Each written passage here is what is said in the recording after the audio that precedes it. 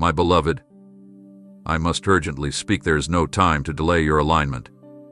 I see how you've tried to stay steady, how your chest tightens at night and your soul trembles in hidden corners, wondering if the next moment will break you or bless you. Do not waste another breath on the unsure ground of your understanding. Anchor it in me now. Anchor it like your survival depends on it, because it does. I am not calling you to casually trust me. I am demanding your full surrender of every inhale and exhale. The winds of confusion are about to intensify, and if your breath is not synchronized with mine, you'll find yourself gasping in chaos. The world around you is speeding toward panic, but I am preparing you to move in peace through the midst of it. This anchoring is not metaphorical, it's survival. When the next wave hits, many will drown in the tide of their own panic, but those whose lungs are filled with the breath of my spirit will float on peace no storm can sink. I need you to stop rehearsing what went wrong and start inhaling what I have already declared right over your future. I have spoken victory. Breathe it in. I have spoken direction. Don't miss it by holding your breath in hesitation. Every heartbeat that moves forward in fear is one step out of rhythm with my plan. I am not trying to inspire you. I am trying to prepare you for what's already knocking at your door. The enemy is counting on you exhaling faith and inhaling doubt, but I am commanding you to reverse that cycle right now. Draw your breath deep from my presence, not from the polluted air of panic the world offers. This is not just about staying alive, it's about living fully, purposefully, unshakably. Your next assignment depends on your ability to remain grounded in me even when gravity feels distorted. Trust is no longer optional. It is the only currency that purchases clarity in this storm. Anchor your breath in me, because this urgency is not imagined, it is divine timing colliding with your readiness. And I need you ready. Now that you've drawn stability from me, it's time to press ahead. Do not hesitate. What once looked narrow, risky, or even impossible is about to be stretched by my unseen hand. While others fear the terrain, you are walking on ground that I am actively expanding in real time. Yes, with each obedient step you take, I am clearing unseen traps and dissolving obstacles laid by your enemy long before you even knew this moment would come. Don't be surprised that you suddenly sense more space where there was pressure. I'm opening up a divine runway beneath you. Don't look down in doubt, look straight ahead with determination. You are not stumbling into the future. You are being escorted into it by the commander of heavenly armies. What used to trip you no longer has legal access to your stride. I've revoked the enemy's permission to hinder your movement, and now you must move with intentional confidence. The delay was never in my plan, it was permitted for preparation, but now the clock has shifted. The path ahead is not what others walk, it is carved specifically for your calling. I'm not just giving you space. I'm giving you direction embedded in that space. This widening is strategic. Every foot of progress now holds influence, and every step you take shifts more than just your surroundings. It impacts generations. That's why hesitation must be buried now. If you linger where I'm no longer lingering, you will forfeit divine timing. So take this seriously. I am not merely offering opportunity. I am demanding advancement. And I need you to know this: every demon that tried to box you in has been exposed and humiliated. That claustrophobic season was a lie. It wasn't your portion, it was a test. And you passed. Now you're walking not just on cleared soil, but on sanctified ground prepared for deliverance and destiny. But hear me, if you try to pull along old weights, you will trip. If you try to drag voices that doubted you into this expansion, they will become snares on this sacred stretch. Leave behind what no longer fits the width of this season. The space I'm giving you isn't for crowding, it's for clarity. Move forward boldly, because I'm walking before you, smoothing every edge, stretching every boundary, and lighting every unseen curve with my presence. The pace you move in now must match the urgency I'm breathing into your spirit. Slow walkers will miss the gate. This is the path you prayed for during your wilderness nights. Don't second-guess it now. Every time you question whether I saw your struggle, this wide-open path is my answer. Yes, I saw. Yes, I responded. Yes, it's time. Don't keep your gaze fixed on what's beneath you now. The ground has already been secured. I need your vision elevated, because I'm not only guiding your footsteps, I'm unveiling realms ahead that require you to see beyond logic and past limitations. I am shifting the skyline of your life, painting futures into view that have never been glimpsed by your natural eyes. As the morning of your destiny breaks open, I am inscribing your name on territories not yet entered. And I'm not writing it in invisible ink, I'm engraving it with eternal fire that no shadow can erase. You've been looking behind you for too long, searching for validation from those who never carried the authority to define you. But what's rising now is not built on their understanding, it's shaped by my eternal design, and it includes positions, roles, and favor that you didn't even think to ask for. These horizons are not illusions, they are invitations. I am not teasing your soul with unreachable outcomes, I am revealing the start of your appointed rising. Lift your perspective now. The atmosphere is shifting for you, and you cannot afford to have ground-level sight in an hour that requires altitude. As I realign the heavens above your life, do not be surprised when old ceilings break without warning. You were never meant to stay boxed into the expectations of yesterday. That chapter is closed, and your future is standing on the edge, waiting to be spoken into. Let me do the talking. Let me call out what has been dormant. Your next promotion won't come from the hands of people, it's coming from the wind of my spirit, pushing you forward before any resistance can organize. Look beyond the now. I am staging divine connections and aligning unfamiliar places to recognize you the moment you arrive. This is why I urge you to look up, not in fear, but with anticipation. Stop preparing for decline. Start preparing for explosion. My hand is already ahead of you, lighting the sky with routes no one told you existed. And they are not just open, they are ordained. If you keep your eyes low, you will miss what has your name written in eternal ink. I do not give previews for entertainment, I give them as assignments. The glimpse you're seeing now is the beginning of your next mission. Pay attention to the direction of the wind, the weight of the word I've spoken, and the unusual hunger I'm placing in your heart. It's all proof that the next level is no longer theory, it's happening now. While others brace for endings, you're stepping into my sunrise. Do not return to your former frame of reference. You are not the same. The skies above you are not the same. And what you're about to walk into cannot be understood with yesterday's measure. Keep your vision elevated, because I'm not finished lifting you. The time has come to act with a boldness that does not wait for perfect circumstances. I am calling you into moments that won't wait forever. There is a sacred momentum unfolding, and delay is no longer a neutral act, it's a breach in obedience. Do you feel that stirring inside you? That's not anxiety, it's my spirit sounding the trumpet in your soul, declaring that this is the hour of motion. There are things I have placed in front of you that cannot be activated with trembling hands or half-decided hearts. You must decide now fully, wholeheartedly, with a fierce resolve that does not turn around when fear whispers. This is not the time for safe prayers or shallow declarations. This is the time for the kind of courage that dares to step before the floor appears. I am not asking you to be fearless, I am asking you to move in the face of fear, because true courage is born where comfort dies. Too many have stood at the doorway of destiny, waiting for a sign that feels easy. But I am not in the ease, I am in the urgency. And I say to you, if you keep waiting until you feel ready, you'll miss what's been appointed for now. Ready or not, it's time to rise. Courage is not a feeling, it's a choice. Every minute you spend wondering if you're enough, the opportunity designed to break your old limits edges forward without you. That's why I need you to run without second guessing. There are people waiting on the other side of your obedience. There are doors timed to swing open only when your feet hit the ground in faith. Courage activates heaven's rhythm over your life. When you move without hesitation, my spirit accelerates what would have taken years in the natural. This is why I tell you to gather courage swiftly, not because I want to pressure you, but because I want to protect you from missing your moment. Courage isn't always loud, it's often a quiet push from within, a whisper that says, "Do it now." You not silence that voice with logic.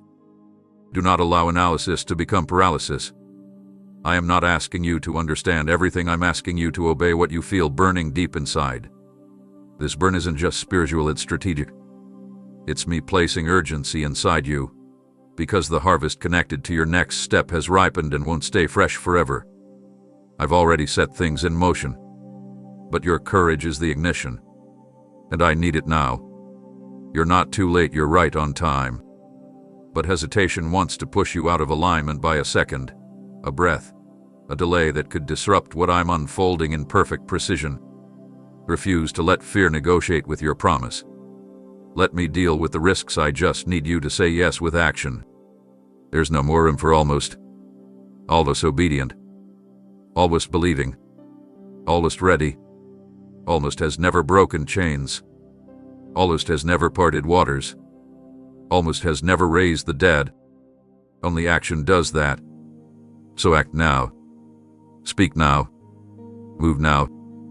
Courage is not something you borrow, it's something you carry when you walk with me. And I am walking with you. Go forward before the hour passes. Now that you've silenced delay with action, extend your hand fully, without trembling. There is no time to wonder if you're worthy to hold what I'm handing you. The moment you reached for me in surrender, I began preparing this divine scroll, a sacred message written before you were formed, and I have preserved it through the fires you thought would consume you. This isn't an ordinary instruction, it's a royal decree, tailored to your exact path and guarded by angels who shielded it from enemy interception. But it will open in the hands of those who touch it with doubt. This scroll requires a grip that trusts me more than what it can see, a grip that when let go in opposition begins whispering again. I didn't place this in your reach to tease you, I am delivering it now because your spirit has finally matured to carry its weight. Do not fumble it. Do not question whether it belongs to you. I authored it with your name pressed into every word. The seal on it isn't just wax, it's the result of years of intercession, battles, tears, obedience, and transformation. It holds the next blueprints for where you are going, but the ink becomes legible only under the fire of your faith. The more you believe, the clearer the vision becomes. And that is why your faith cannot flicker right now. This is the moment where clarity unfolds as you dare to hold steady. Stretching your hand is not about physical motion, it is an act of alignment with what heaven has already dispatched. This scroll carries more than words, it carries release. It contains instructions that will unlock not just your next level, but the release of others tied to your obedience.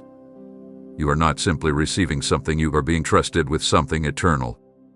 That's why this moment is so sacred. It's not about your strength, it's about your surrender.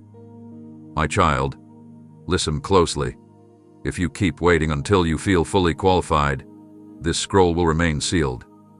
Its contents will not yield to talent, logic, or effort. It only opens to bold faith. Not loud faith, deep faith. The kind that says, even when I don't see it all, I still hold on like it's already mine. This is the hour where faith must rise not from emotion, but from revelation. I want you to realize that I've never given you anything so holy without also empowering you to steward it. Stop questioning if you can handle it. I've already equipped your spirit beyond what your mind understands. What's written inside is sensitive and timed. Delay in reading it will delay what I've aligned to meet you. Your job now is not to analyze but to receive. Keep your hand out, firm and unwavering.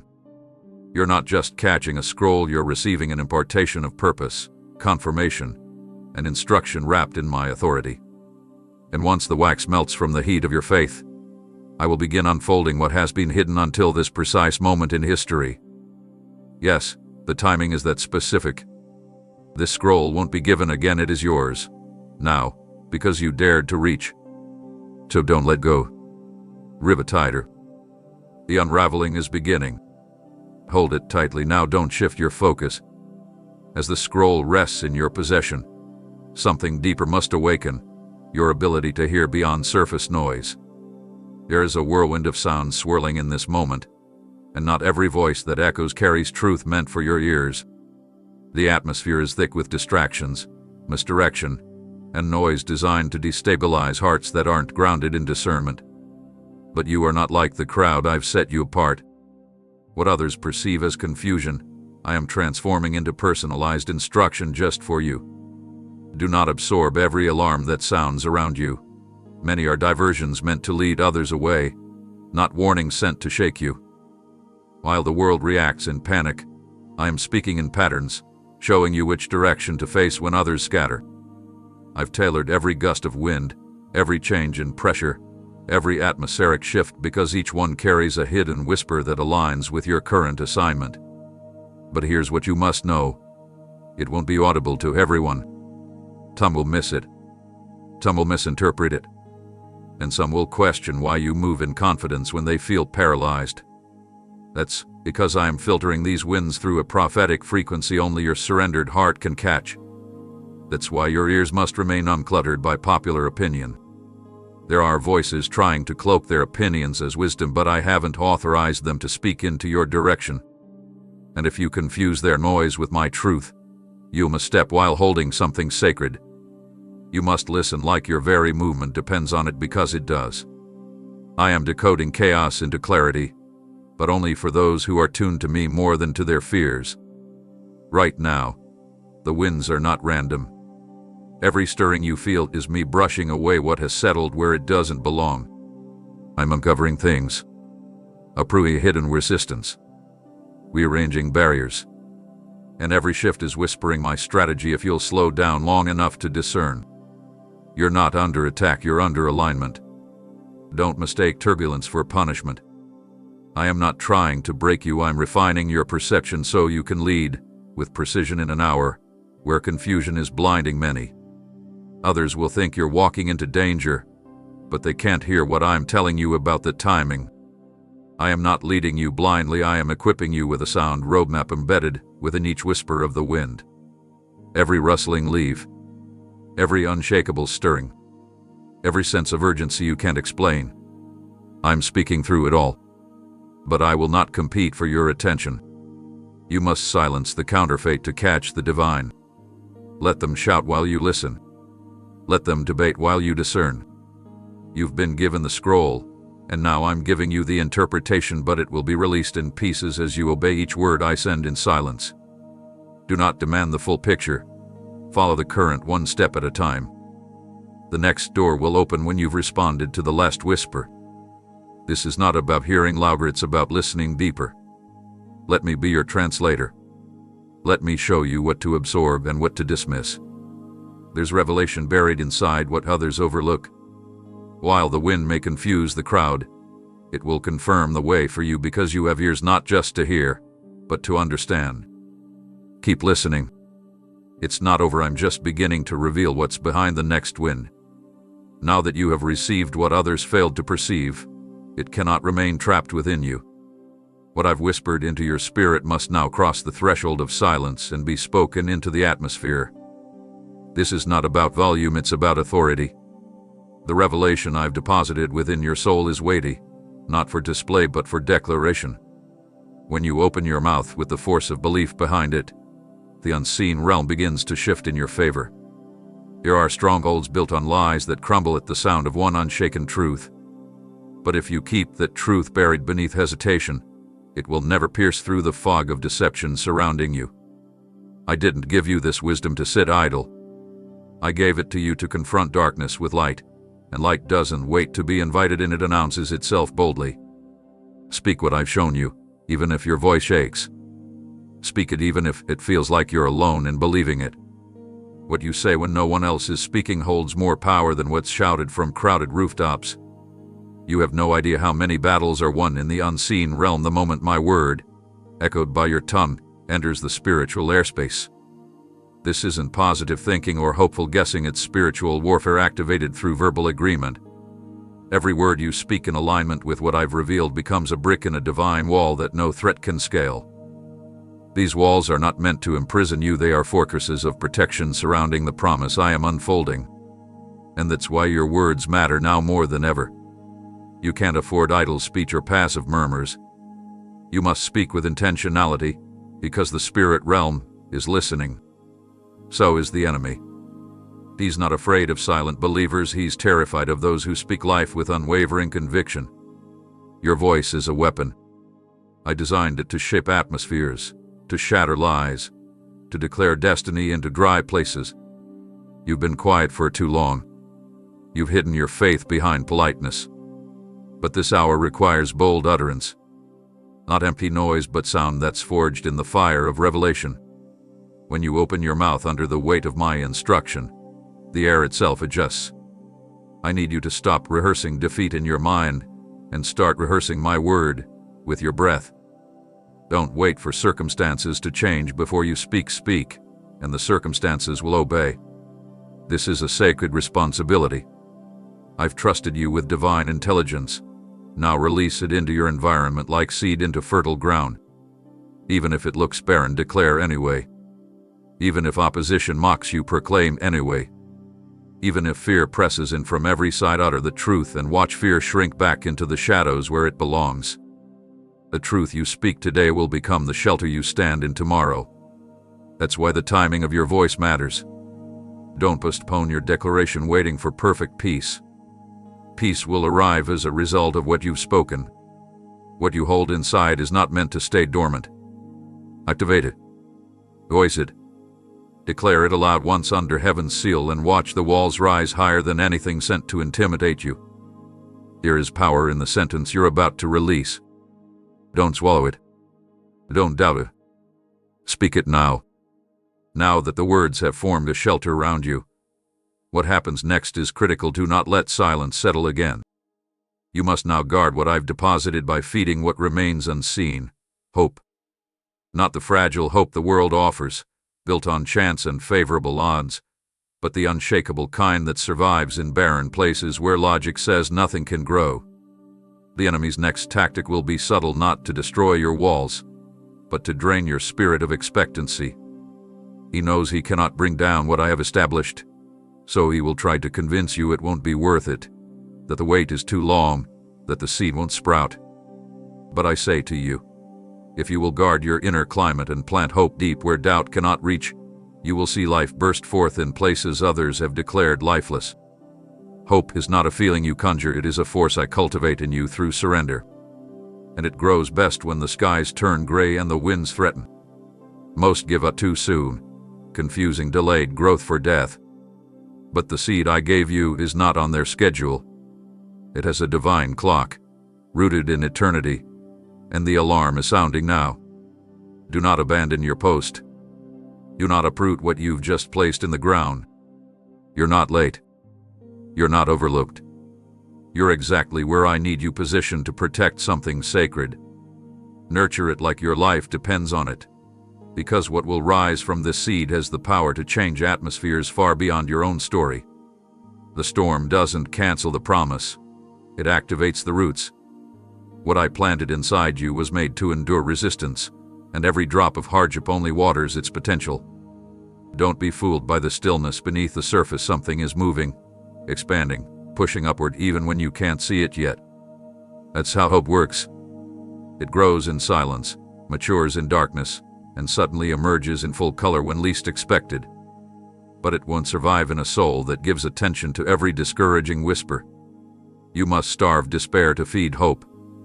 Shut off the voices that replay worst-case scenarios. Remove access from the ones who sow skepticism with casual words. This ground is too holy to allow thorns to nest.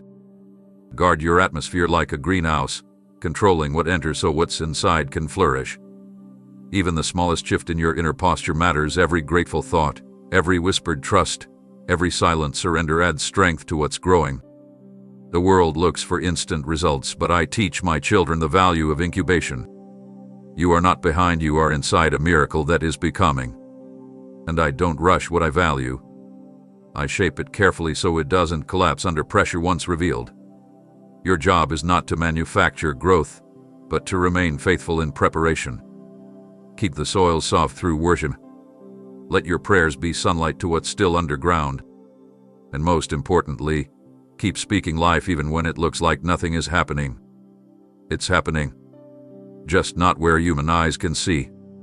There will come a moment when what was hidden will crack through the surface, and those who doubt it will be silenced by undeniable evidence. But that moment begins with how you protect hope right now. Don't bury it with complaints. Don't suffocate it with impatience. Don't dismiss it when it doesn't bloom by your deadline. What I have promised is already responding to your persistence. Let the storm rage, it cannot undo what's been spoken over your life. Hope is your proof that I'm still working behind the scenes. Tend to it like treasure, because it is. Don't merely watch hope try to rise, nourish it, and do it relentlessly. It's not enough to believe something might grow. You must actively feed what is trying to break through. And I've already given you the substance to sustain it, my word. Not vague encouragement, not borrowed phrases from the mouths of those who lack revelation, but the exact, living, breathing power I have spoken into existence for this very season of your life. This water is not ordinary. It is not drawn from a well that runs dry in scarcity or delay. It pours from eternal reservoirs that never deplete and never withhold. The moment you release it over what's hidden inside you, it begins to dismantle the grip of every famine that has stalked your peace. You have to understand this clearly. No dryness can remain where my word is welcomed without resistance. The places in you that have cracked from pressure, from silence, from disappointment, they are ready now, not to collapse but to absorb. But only if you pour. You must not sit by and hope something happens. You must pour. Every promise I've given, every instruction whispered in midnight prayer, every line that struck your spirit like lightning, those were not random. They were hydration for what's been waiting in you to be activated. And I haven't run out of what you need. The problem is not the supply. The problem is often your mouth staying shut when I'm calling you to release what I've already deposited. Speak my word over what looks dormant. Read it aloud when discouragement circles your mind like a vulture. Declare it when emotions try to choke clarity. My word is not passive, it is sharp, targeted, intentional. It is the very substance creation obeys. The drought that has lingered around your emotions, your progress, your clarity, it doesn't fear effort or ambition, but it fears my voice. It cannot coexist with what I speak, and when you echo me, it flees faster than you realize. So do not be passive with what I've said. Use it. Saturate your atmosphere with it. Drench your thoughts with it. Let it overflow into your decisions. If you treat my word like background noise, you will stay thirsty in the midst of an overflowing fountain. But if you take every line seriously as if it were your oxygen, then you'll begin to see change not just around you, but through you. You are not powerless. You are not forgotten. You are not waiting for me to act. I'm waiting for you to release what I've already given you to wield. Speak to your own soul. Water your own field. This is not about waiting on a sign. This is about using the source. There is no breakthrough apart from my voice. But the moment you let it flow, even the hardest soil begins to soften. Even the most withered roots start to drink. Even the most lifeless branches suddenly bend toward revival. You will see renewal if you will remain consistent. Don't sprinkle lightly, flood the ground with what I've spoken. Let it get messy. Let it overflow. Don't be tidy in a moment that demands full surrender. There is no such thing as too much of my word. It does not oversaturate, it redefines everything it touches. Pour it on your dreams. Pour it on your past. Pour it on your decisions. Pour it on your atmosphere. Every drop counts, and every time you release it, heaven responds. You're not imagining the shift, you're causing it. Keep pouring. The drought is breaking. Hear me clearly, this eruption of color in places once cracked and lifeless is not a coincidence. It is an urgent signpost shouting that seasons of deprivation are bowing to my decree. You must treat every emerging petal as evidence that wasted years are being reclaimed in real time. The ground beneath you, which once mocked your prayers with silence, is now echoing with life because I have commanded hidden reservoirs to surge upward. Do not scroll past these budding moments as though they are ordinary. Catalog them, celebrate them, speak them out loud, because memory of miracles fuels momentum for the next. You are standing on terrain that once swallowed hope whole, yet even now it can't resist my transformation. Let that alarm your complacency if the desert obeys. Surely your doubts must surrender, too.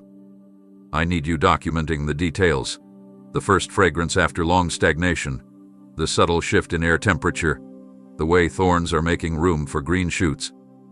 These observations will become weapons when the next chatter tries to persuade you that nothing is changing. I am redefining normal for you. Scarcity will no longer shape your expectations. However, new growth demands new stewardship. Blossoms are fragile while they are fresh. Protect them from careless footsteps of cynicism. Guard conversations so no reckless words trample delicate beginnings. The enemy will attempt to diminish small progress by comparing it to someone else's harvest. Refuse that distraction. A single flower in former wasteland carries more prophetic weight than an entire garden in fertile valleys. Magnify what I'm doing here, now. Let these blooms recalibrate your theology. Delay is not denial, detours are not dead ends, and dry spells are temporary arrangements subject to my override. Understand, too, that flowers are announcements, seeds are next. Where beauty appears, reproduction follows. This means strategies, resources, and relationships you thought were permanently lost are preparing to multiply. Stay alert. Invitations will surface that look insignificant but carry exponential potential. Accept them prayerfully and quickly, for windows of favor do not linger forever. While you marvel, keep tools nearby. What is blossoming will soon require pruning, fencing, and expansion. Don't romanticize the desert bloom. Organize for continuous cultivation. Draft budgets, adjust schedules, restructure priorities so you can host abundance responsibly. I won't pour new wine into vessels that still expect famine. Shift your mindset. You're not rationing crumbs anymore. You're managing overflow. And remember, testimony is part of stewardship. Speak publicly about every flower you witness. Your voice turns private victory into communal faith, and communal faith accelerates regional breakthrough. What begins as one blossom in your narrative could become a field across neighborhoods when others believe through your report.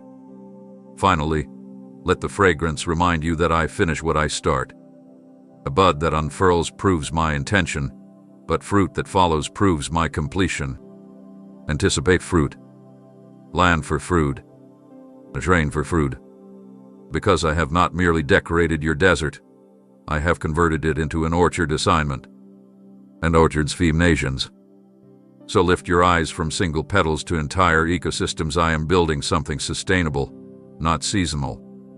Tend it faithfully, celebrate audaciously, testify boldly, and watch the desert relinquish every last trace of defeat under the weight of unstoppable bloom.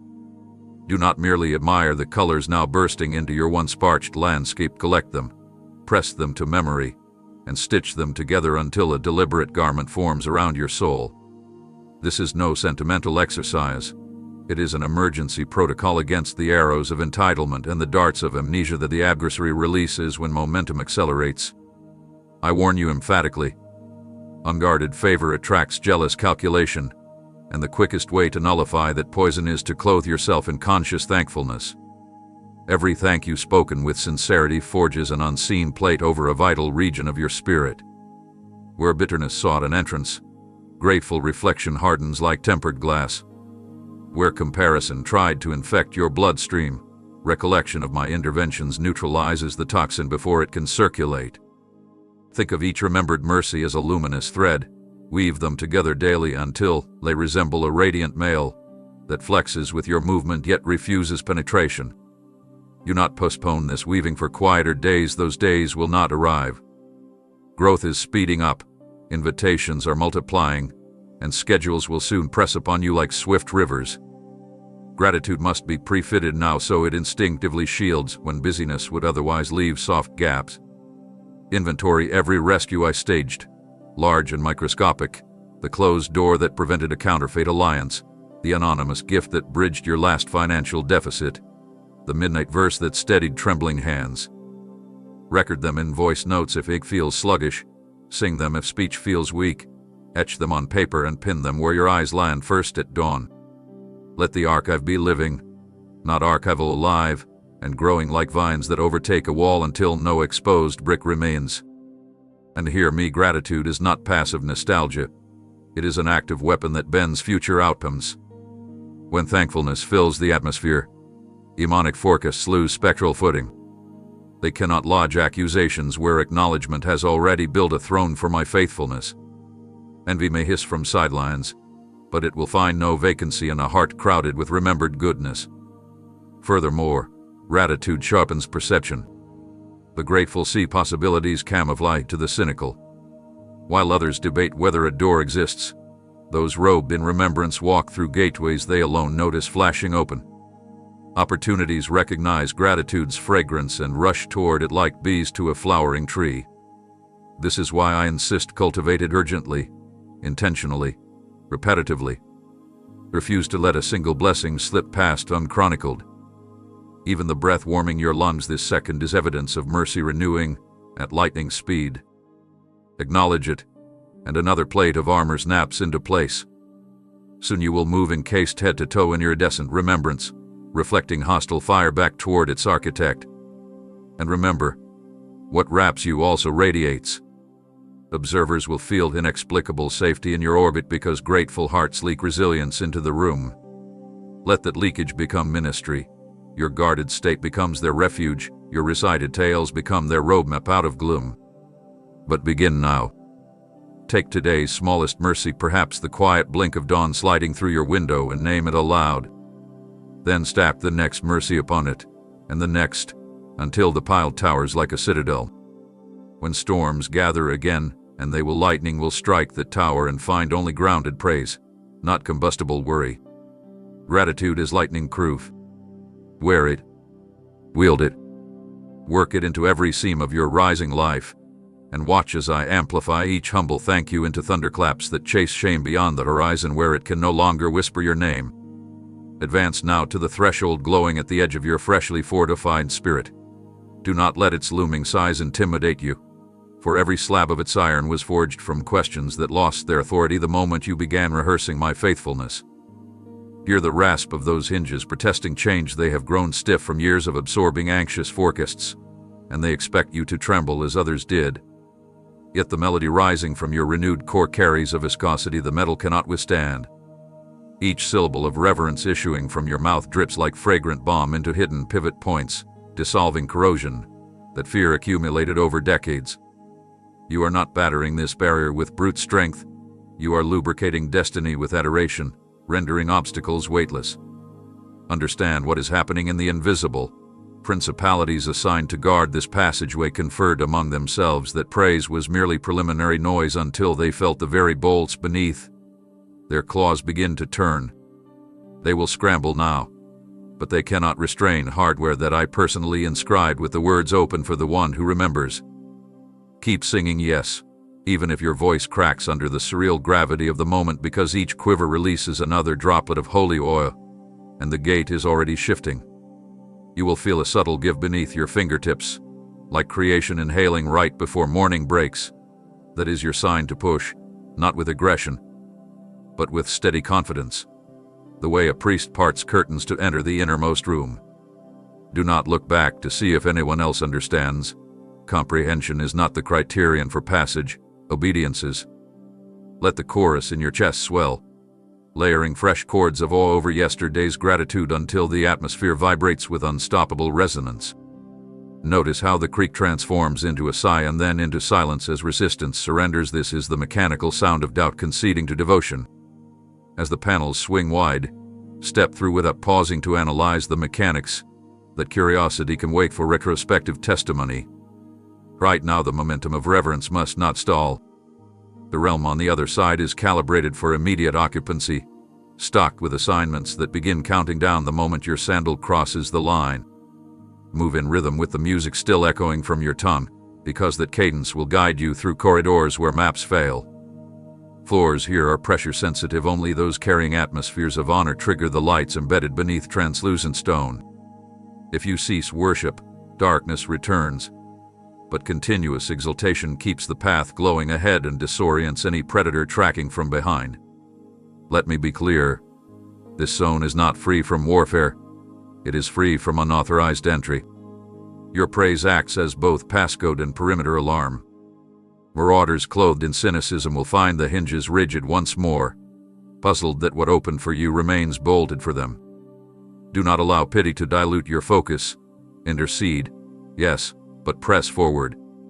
I have timed encounters deeper within these halls, alliances, instructions, innovations that require your arrival while the incense of your current song still perfumes your garments. Should fatigue nip at your resolve, recall that worship is renewable energy. The more you pour out, the more rivers spring beneath your feet. Let your hands rise occasionally, not because I need the gesture, but because it recalibrates your posture, keeping shoulders unburdened and palms ready to receive unanticipated keys hidden in the air itself.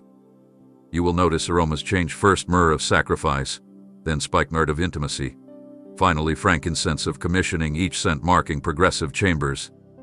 Do not cling to one fragrance, keep flowing, for stagnation where I once lingered becomes disobedience where I now lead. And remember, gates are never an ending, always an entry. Celebrate the swing, but reserve louder triumph for the tasks awaiting execution. Sing, step, observe, obey, repeat this cycle until breathing feels like blessing and movement feels like music. The hinges have yielded. The way is clear. Proceed while the oil of worship is still fresh and the echo of breakthrough still vibrates through the air. Step beyond the threshold and feel the atmosphere shift. Cool stone gives way to warm current, a signal that ignition is required for the next stretch of the journey.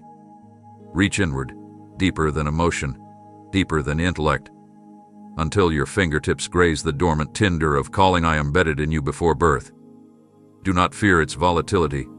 Fear only neglect, because embers left unattended invite parasitic glows that mimic brilliance yet drain strength. This is why I command you now, strike the flint of my spirit, strike until sparks burst against the inner walls of your being and catch upon the tinder. Fan it with intentional breath. Inhale revelation, exhale surrender, again and again, until the first blue-orange fingers curl upward. Guard this newborn flame from drafts of distraction disguised as opportunity. They will appear harmless, promising quicker illumination, but their glow is neon loud, temporary, buzzing with vanity. Your fire, once mature, will render such seductions pale, but while it is young, vigilance matters. Surround it with truth spoken aloud. Truth forms a windbreak, ensuring gusts of comparison cannot snuff what I am nurturing. As heat grows, you will sense ancient chains hidden in your memory begin to pop like old twine. Listen to that crackle. Let it remind you liberation is noisy work. Allow the timber of past disappointments to feed the rising furnace. Past pain becomes potent fuel when surrendered. Do not waste time mourning what burns away. Ashes fertilize soil for later harvest. When radiance intensifies, extend your palms toward the glow. Feel toxins sweat from pores once clogged by doubt. Purification is never polite, yet it is always precise. Every hiss you hear is a lie releasing its grip. Stay steady, do not jerk back when truth singes vanity. Endurance in this heat tempers character until it can conduct glory without warping. Soon vortexes of color crimson, gold, violet will whirl in the core, each hue a facet of identity I'm restoring. Memorize the palette. It will guide artistic expressions of your testimony later. Now lift your gaze. Shadows that lurked along vaulted ceilings are receding, powerless before genuine luminescence. Notice how corridors you could not map moments ago reveal intricate mosaics on their floors. Revelation follows ignition. Walk forward carrying the fire like a living torch. But remember, flame exposed to thin atmosphere requires continual feeding. Scriptures you memorized years ago must be reheated in meditation. Prophetic promises must be rehearsed in quiet hours. Songs birthed in secret must be replayed under your breath. These are logs laid carefully to keep infernos steady. Understand, too, that holy fire emits a scent predators despise. Expect resistance, but understand resistance now serves as bellows. Every snarl supplies oxygen. Every accusation pumps fresh air into the blaze. Therefore do not hide. Visibility multiplies intensity. Yet remain humble. Wildfire without order destroys. I will teach you to bank the coals, to build hearts in barren town squares where travelers may warm chilled dreams. This is generational strategy, not personal spectacle. Let humility be the hearthstone. hospitality the chimney, instruction the guardrail. And never forget, counterfeit lights crave audience but melt under scrutiny. Your fire invites inspection and grows under honest gaze. Periodically pause to inspect flame color if it dulls. Repent quickly. Unconfessed compromise coats wicks and soot.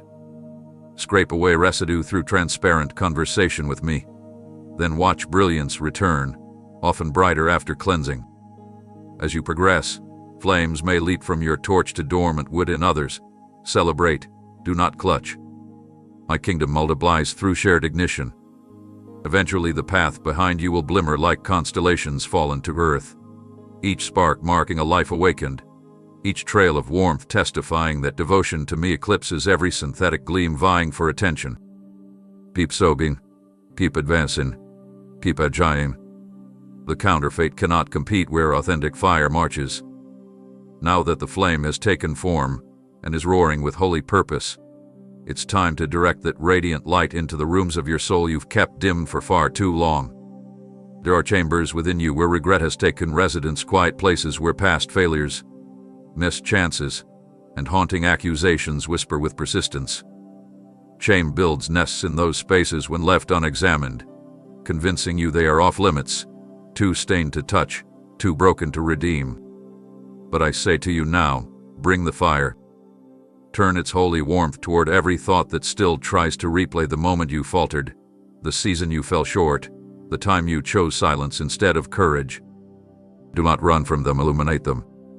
When my fire enters those long-forgotten corners, it does not scold or punish. It purifies. It redefines. It reveals what shame tried to hide, the raw material of redemption. Let this sacred blaze reach into memories where you still wince when you think of your name, and instead, feel my voice rush in like morning wind, declaring, that moment no longer defines you, it refines you.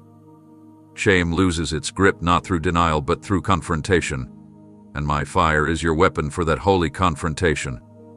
What once froze your confidence, what once paralyzed your prayers, now begins to thaw. That tightness in your chest that you've learned to live with. It's softening, that internal cringe that accompanied every compliment. It's unraveling, because my flame does not merely burn, it comforts. And in that warmth, you will feel something unexpected, tenderness for yourself. Yes, even that is holy. Compassion isn't weakness, it's evidence that you are letting me restore what self-condemnation tried to crush. Shame taught you to hide from your own reflection. But this light I've given you, it invites you to see again with my eyes, not your old filters. And in my eyes, you were never discarded. You were never too dirty. You were never irreparably flawed. I saw the breaking, but I also saw the healing ahead. I saw the cracks forming, and I also saw the oil that would one day fill those fissures and pour out into others' wounds. That's what this is about. Not just your freedom, but the overflow. Because what is melted in you becomes healing for someone else who thinks they are beyond repair. Don't dismiss your scars, they are proof that shame lost its voice in the presence of holy fire. Let this glow linger in places that once triggered you. Watch as memories become monuments, not landmines. Let laughter begin to rise again in places you once avoided.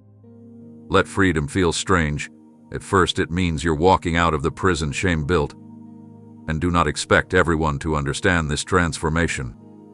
Some knew you only by your wounds, and won't recognize you without them. That's okay. You weren't made to live in their past version of you. You were made to reflect the radiance of one who rewrites stories. Stay close to the flame. Keep feeding it with truth. Let it continue its holy work until even your silence glows with the power of restoration. The old frost is gone. The sun is up. Walk out of that shadow and into the light I lit inside you. Shame has no deed to your soul. Evict it with glory. Let that fire roar until not even a whisper of your old guilt can survive the sound. This is your moment. Let it burn. Now that the thick film of shame has been stripped from the walls of your inner world, take this sacred vacancy seriously. It is not emptiness. It is capacity.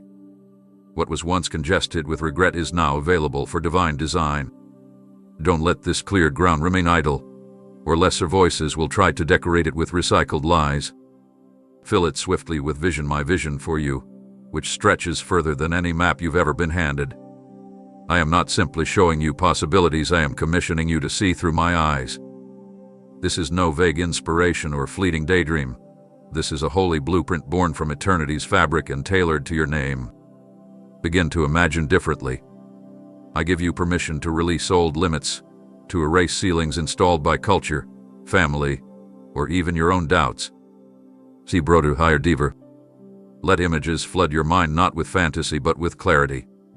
Envision conversations that unlock purpose. Picture landscapes where your feet have never touched, but your spirit knows belong to you. Let this mental space become my drawing board, where I sketch what's next while the ink of yesterday dries without authority. You were not created to wander without direction. My people perish not from a lack of favor but from a lack of vision.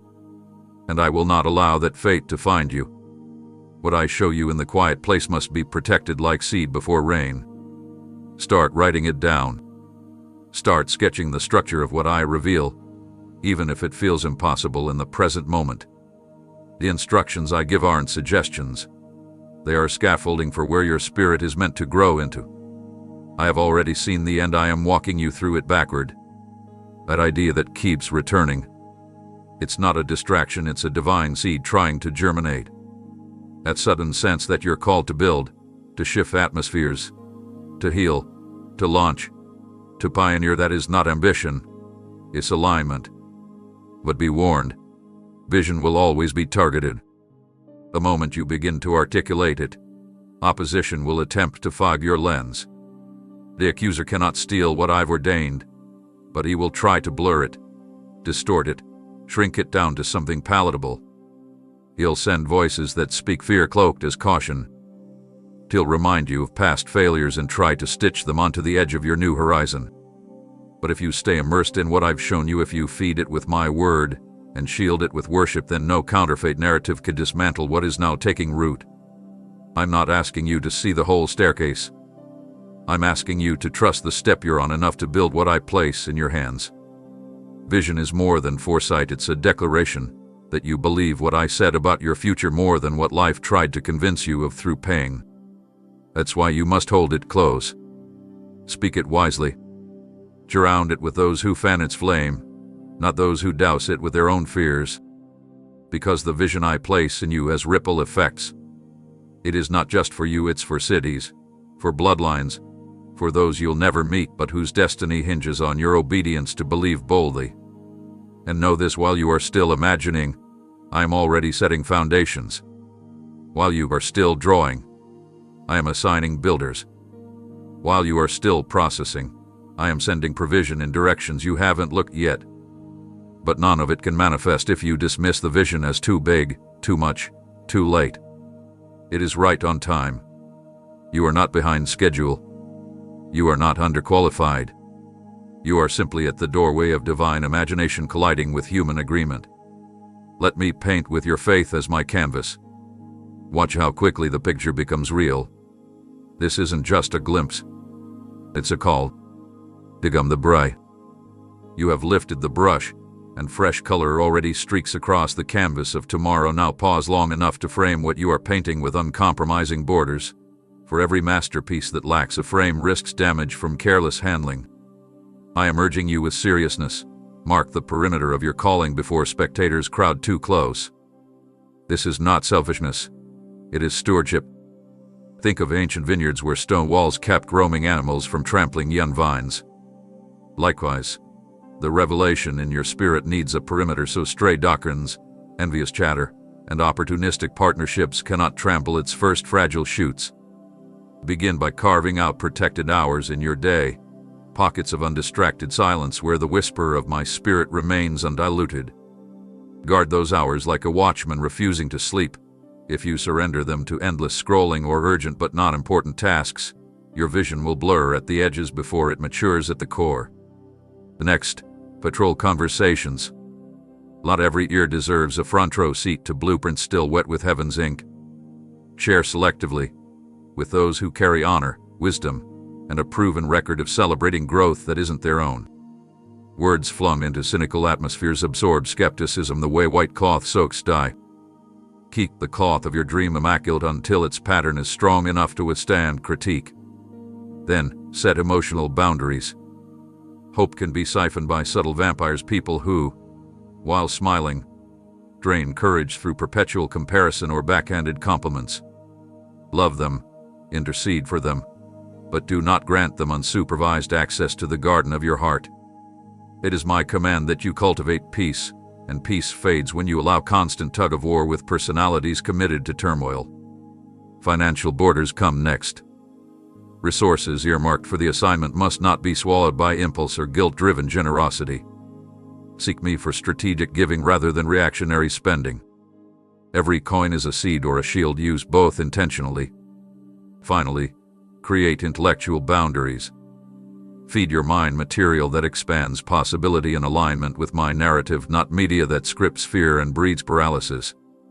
Notice how each safeguard is less about walls of exclusion and more about gates of intentionality. You are not building a fortress against community. You are constructing channels that ensure the right flows reach the right wells. When critics call you rigid, remember the ark could not float if Noah negotiated its dimensions. Precision protects destiny. Even rivers respected the measurements I gave Moses for the tabernacle. How much more should vision respect the dimensions I reveal to you? Do not feel guilty when you say no to invitations that dilute focus. No is holy currency that purchases margin for your yes to thrive. Understand, too, that boundaries are dynamic. Review them often.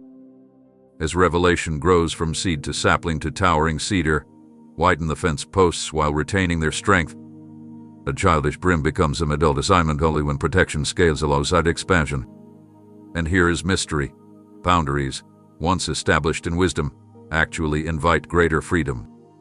Like rails on a high mountain trail, they prevent fatal slips, allowing you to run faster, gaze farther, laugh louder without the dread of sudden collapse. Therefore, etch your lines firmly through schedule, speech, finances, relationships, and imagination. Then plant watchtowers of prayer at every corner. Station gratitude at each gate. Thanksgiving disarms thieves before they draw near. Post humility on the inside. Pride forgets to lock doors.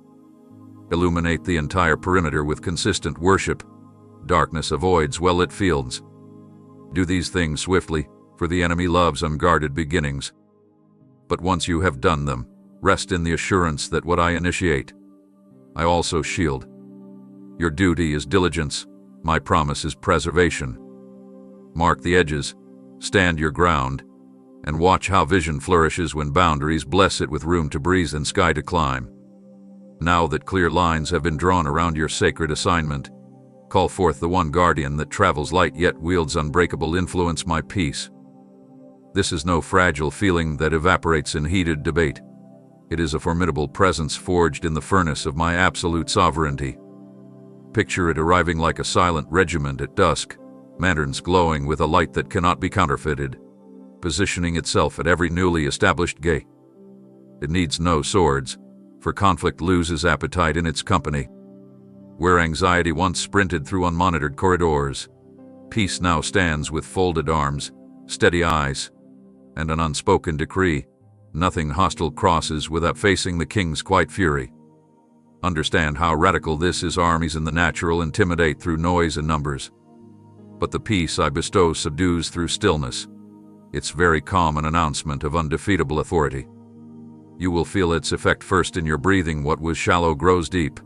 What was hurried slows to measured cadence. But rhythm is not mere relaxation.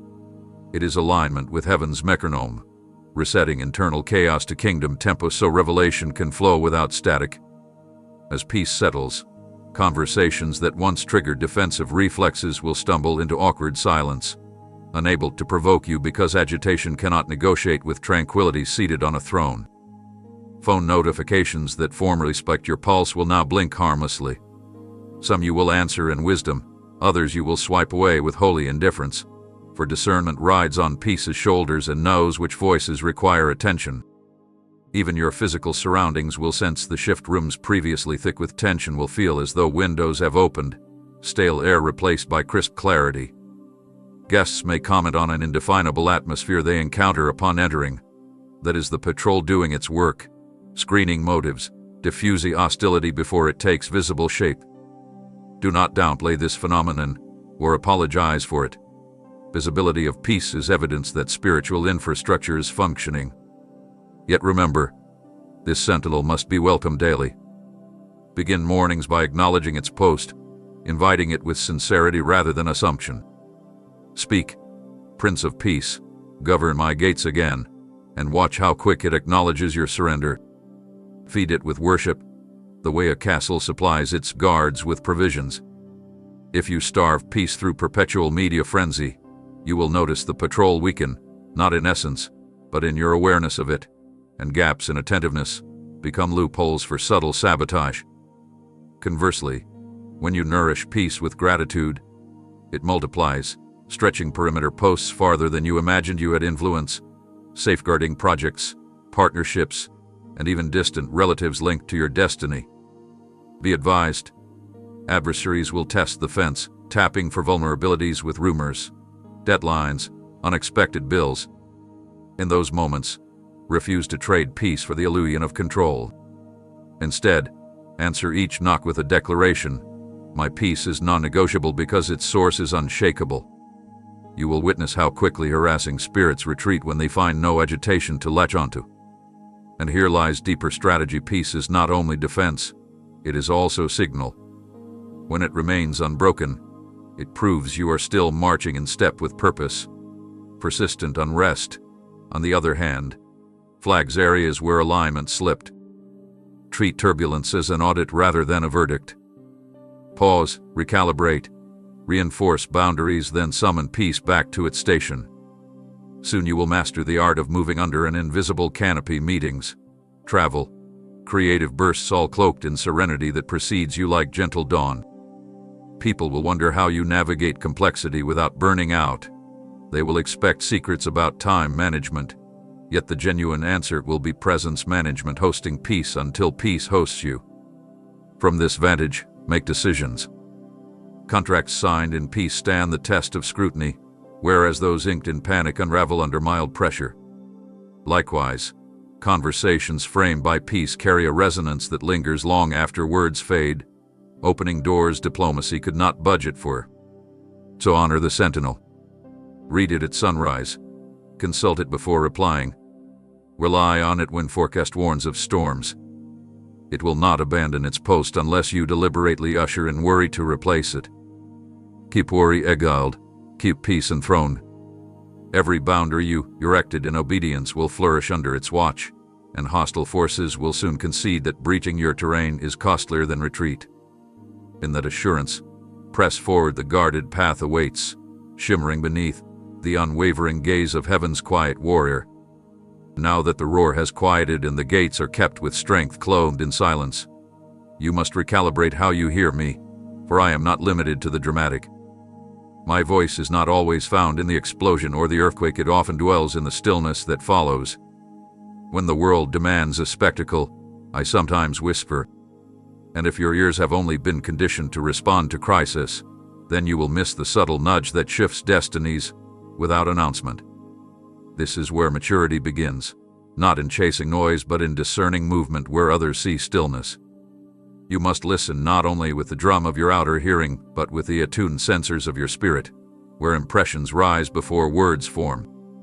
Don't dismiss the faint tug, the sudden pause in your chest, the idea that floats in at the edge of silence and refuses to leave. I speak there right in the space between your next breath and your last thought. That interruption is not random, it is invitation. Your ability to respond determines whether that moment becomes transformation or just another passing shadow. The clues I give are often encoded in the unnoticed recurring thoughts that don't compete for attention, people you keep encountering without trying, scriptures that repeat in your spirit even when you try to move on. These are not distractions. They are breadcrumbs on your path, carefully dropped by my hand. When you follow them, you'll realize that I've been plotting alignment all along, not in loud proclamations, but in subtle arrangements. But here's the challenge. Your environment will try to override me. the clamor of notifications, the opinions of well-meaning voices, even your own desire for quick answers will attempt to speak over my direction. This is why I'm urging you to enter deeper quiet, not to do less, but to hear more. You are not lacking revelation. You are often too saturated with sound to detect its entry point. So, begin creating space again. Turn down the volume of distraction. Step away from noise dressed as productivity. Be deliberate about silence until silence no longer feels like emptiness, but expectancy. There will be moments when I instruct you to act on nothing but a nudge, and it will feel foolish to your logic. But if you've trained yourself in stillness, that nudge will feel like thunder in your spirit. What seems small in email, a conversation, a delayed departure could become the door that unlocks a chain reaction of answered prayer. Heaven's strategy is rarely announced with a banner. More often, it enters like wind through a crack, gentle, invisible, but powerful enough to shift atmosphere if you're aware. That's why you must keep your spirit uncluttered. Too many missed assignments happen not from rebellion, but from sensory overload. The clues I give are never random. They are embedded with timing, and some expire if left unrecognized. Train yourself now to catch them while they're fresh, to obey before they make sense, to write down what seems incomplete. Later, when the pattern connects, you'll marvel that I had been drawing a map the entire time. You must also resist the temptation to explain every step to those who haven't heard what you've heard. Some of what I reveal to you in the quiet will not be for public release. It will be your compass, not your conversation piece. Hold it close until I say share. Until then, guard it like seed before the rain, not because it's fragile, but because it's formative. Eventually, what was whispered will bloom visibly, and the same voices that once dismissed your discernment will seek your insight. But the goal is not applause, it's alignment. I'm not training you for performance. I'm conditioning you for precision. So be alert. Watch for my breath moving across moments that others call mundane. Listen for me not in the noise, but in the pause between questions. That's where the gold is. That's where I am. A shift has just brushed your spirit, barely audible, lighter than the flutter of a sparrow's wing, yet it carries the full weight of heaven's timetable, and I need you to respond before hesitation hardens into disobedience. Do not linger analyzing pros and cons while the compass of my intent is already swinging to a fresh heading. The prompting you sense is not a polite suggestion. It is the critical hinge on which an entire sequence of breakthroughs will turn. Consider the rocket awaiting launch if ignition is postponed by even a breath. Planetary alignments move on, windows close, and a decade of preparation stalls. In the same way, if you stall, doors that were engineered to slide open at your arrival will glide past their moment and seal. Speed matters, not reckless haste born of panic, but decisive motion fueled by trust. You have practiced stillness, now channel that collected focus into immediate action. Gather your resources, realign your calendar, shift that phone call, cancel that meeting if needed, whatever it costs. Pivot now. Understand that many around you confuse caution with wisdom, yet when I nudge, prolonged evaluation becomes silent refusal. There is postured faith that talks of surrender and lived faith that turns on a dime. I am asking for the latter. Picture me clearing traffic on a multi-lane highway, signaling you to merge, your delay forces sudden braking behind, and chaos for those following your taillights. Prompt obedience, however, synchronizes the entire convoy of purposes tied to your assignment. What seems like a personal turn is actually a corporate rescue. Families, cities, even nations ride the slipstream of your yes. Do not fear losing progress. The quick change you dread will actually catapult you beyond painstaking strategies. Momentum is my gift to movers, not to theorists. And remember, redirection rarely arrives with full explanation. Gideon heard trim the army. Philip heard run to the chariot. Joseph heard nothing but a midnight whisper. Yet each pivot unlocked chapters still shaping history. So release the idol of perfect clarity. Let mystery travel with you like a trusted companion. Pack lightly so acceleration is unhindered. Jettison grudges, second-guessing, unnecessary approvals. Keep only the essentials. integrity, humility, a listening art. I will supply the rest en route. As you swing to the new trajectory, expect turbulence, winds howl when established patterns are disrupted, but feel my hand steady the rudder. Critics will accuse you of impatience, but results will silence them when timelines compress and impossibilities buckle. Mark this moment. Your quick compliance is writing a date stamp in the chronicles of heaven, recording the instant your storyline intersected divine immediacy. Later you will trace cascading blessings back to this pivot and marvel how a seemingly tiny turn redirected rivers of favor toward drought-stricken fields. Therefore move before daybreak melts this alignment into ordinary hours. Let angels assigned to your charge report that they found you agile, not anchored to yesterday's routine.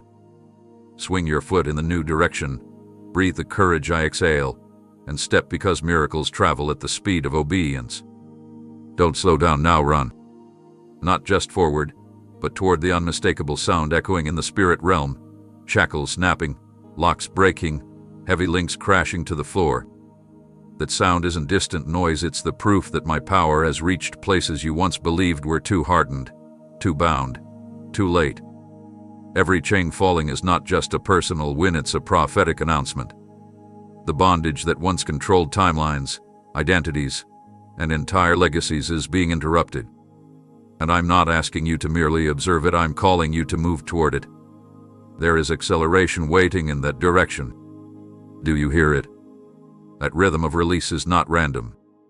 It is the tempo of deliverance, and your footsteps are meant to match its beat. This is the moment where you must move like someone who believes that miracles aren't distant, they are unfolding now.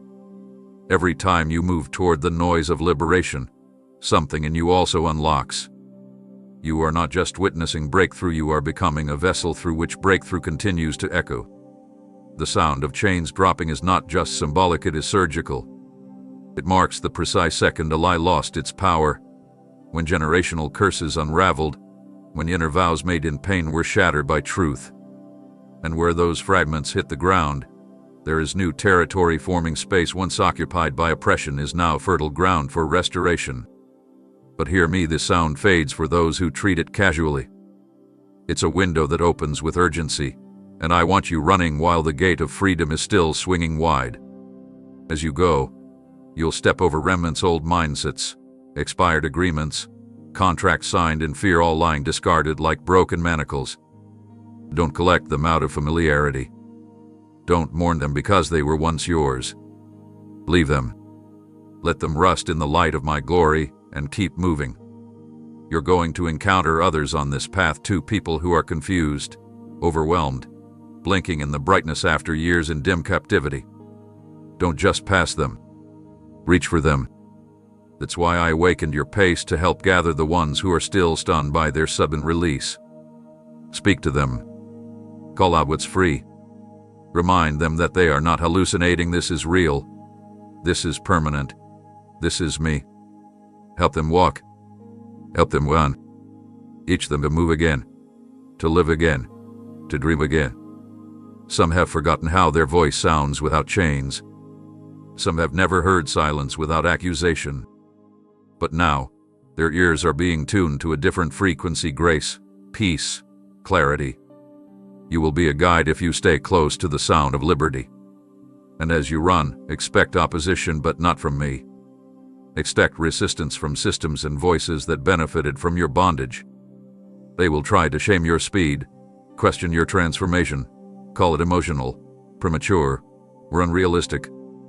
Smile and keep running. Their confusion is the evidence that what held you no longer holds weight. The sound you follow is louder than their disapproval. Every mile you cover now crushes the ground that used to hold your fears. And every time your foot strikes the earth in confidence, the atmosphere around you shifts. Watch how old territory begins to respond differently. Places where heaviness once clung will now carry a sense of movement, anticipation, readiness. That's because you're not just moving toward freedom, you're carrying it. This is the season of rapid unraveling. What took years to tie down is coming undone in a day. Not by striving, but by my spirit. You don't need to force the doors open, they are already swinging. You just need to run. Not carelessly but urgently. Not recklessly but boldly.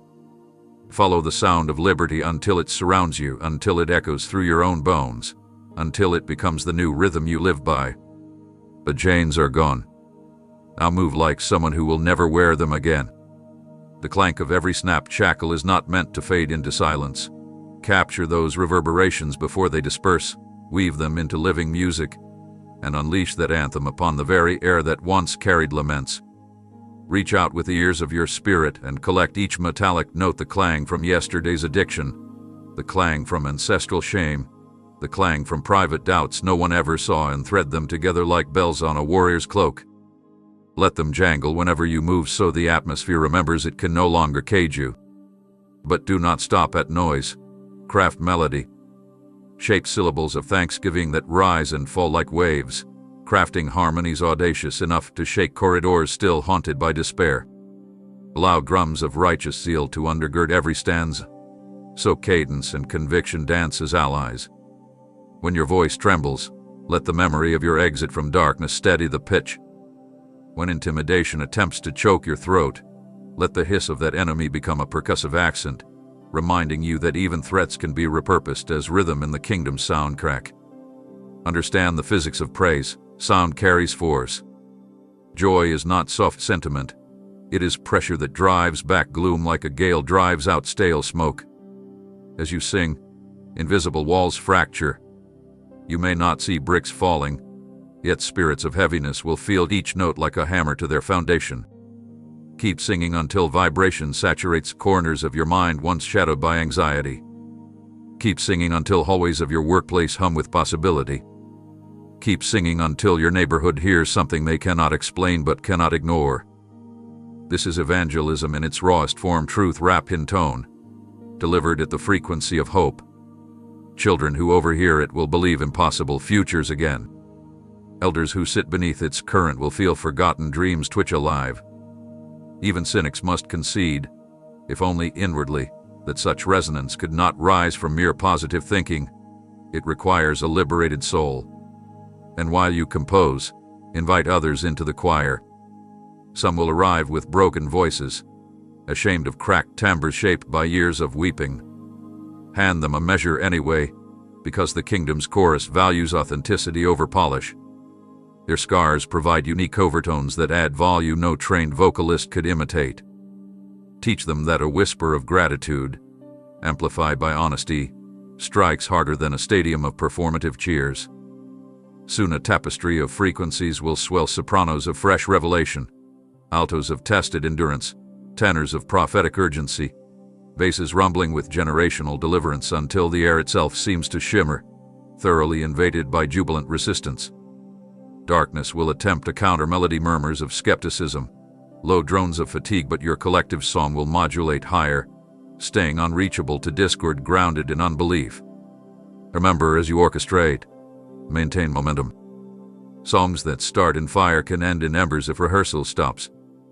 Schedule intervals of spontaneous worship the way armies schedule drills, non-negotiable, strategic, invigorating. Write new verses when victories accumulate, so fresh triumphs are promptly archived in sound. Keep instruments, tune your speech, your posture, your daily decisions, because hypocrisy detunes praise faster than any external attack. Guard the purity of your lyrics. Avoid complaining between choruses, lest you puncture the very canopy you are building. And whenever life presents fresh chains because battles remain, do not default to panic. Instead, listen for the first faint ping of metal stressing under heaven's pressure, and smile, knowing another stanza is about to be birthed. Finally, aim your melody outward like an arrow. Declare that the same deliverer who shattered your bonds is on patrol looking for the next prison to empty. Let your refrain name him boldly King, Savior, light unquenchable, and watch as hope sprints ahead of the sound, slipping through barred windows, curling around wounded hearts, prying open locks you will never see but will one day hear testified. This is how joy wages war.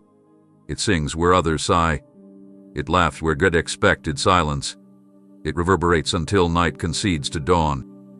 Lift the tune higher, child, let the whole horizon feel the tremor of freedom conducted through your song.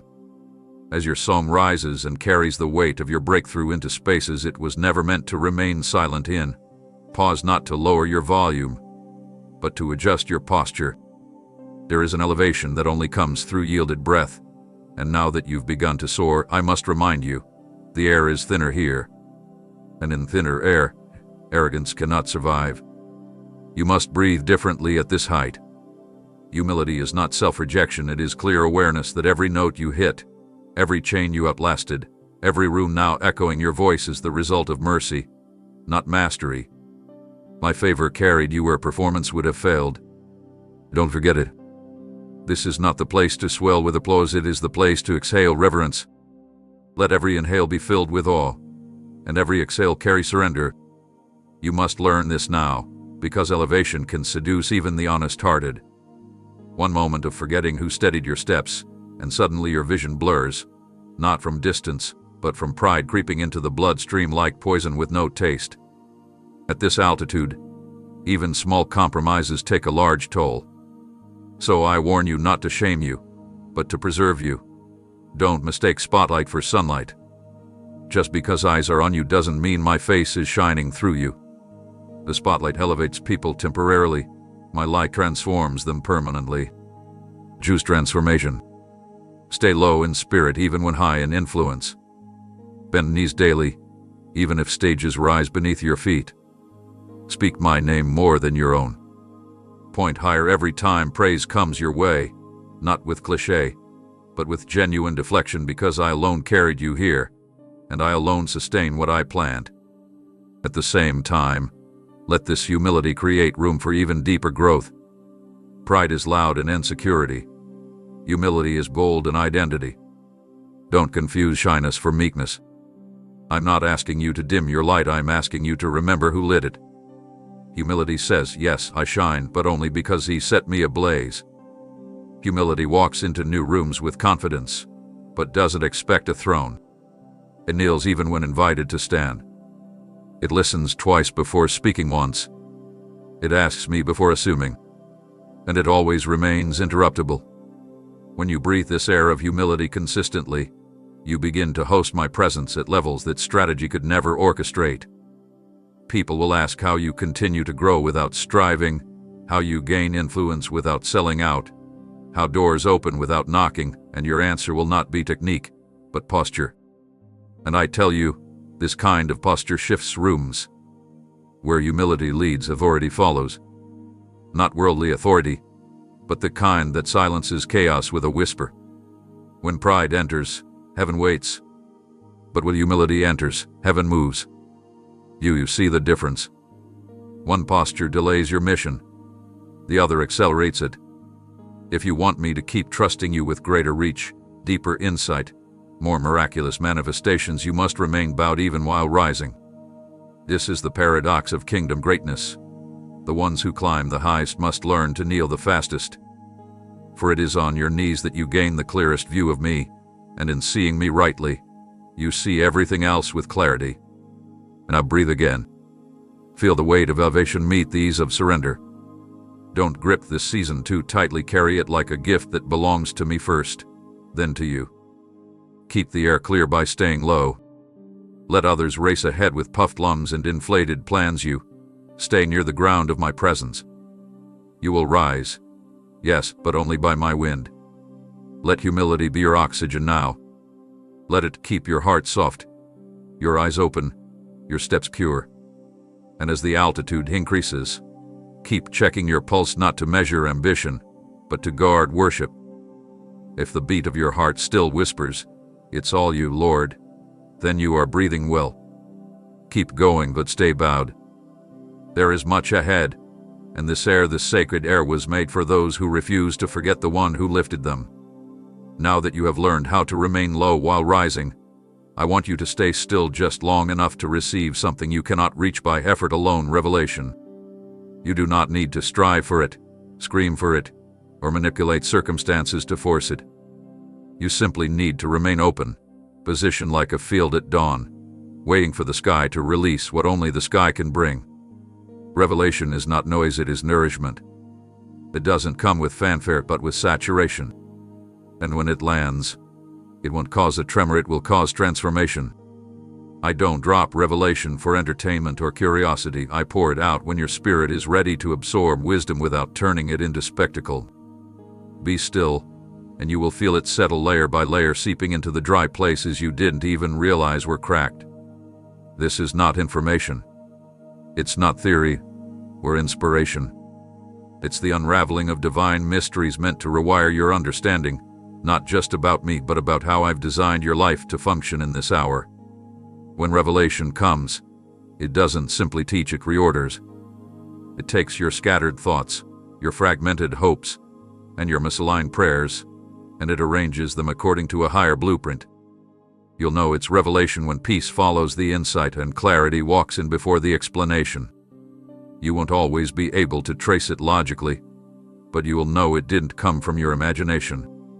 It will puff you up, it will break you open. In the best way. Because what I give now isn't for applause or content, it's for a foundation. You've sung, you've stepped, you've stretched, but now I need you to soak. Let me refresh the places in your thinking that have grown tired from overanalysis. Let me wash over the conclusions you reached out of pain instead of prayer. You have believed some things for so long, not because they were true, but because they were the only explanations that seemed to make the ache bearable. But here I come with truth, not hard truth meant to shame, but soft truth that gently erodes deception without harming you. When my light touches your mind, you won't just feel smarter, you will feel lighter. Because truth removes burdens that lies required you to carry. My revelation will start to uproot assumptions. You'll feel a shift in how you see people, how you respond to situations, how you process delay, how you anticipate blessing. These are not random adjustments, this is me recalibrating you from the inside out. You'll think it's just insight, but it's reprogramming. Holy reprogramming.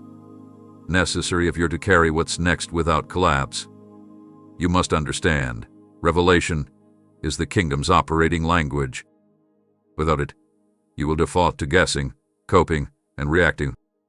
With it, you will build, lead, and move strategically. I'm not just giving you ideas, I'm giving you structure. Plans that form in the quiet, insights that link together like puzzle pieces, confirmations that come before you even finish the question. This is what happens when you host revelation instead of rushing past it. It's not loud because it doesn't need to be. The same way dew doesn't ask permission to land, my truth doesn't require theatrics. It only requires attention. So tune your focus now. Don't brush off what seems too subtle. Journal what feels too simple. Listen closely to repeated impressions. Return to verses you once overlooked. Hidden within them are keys I've reserved for your current position.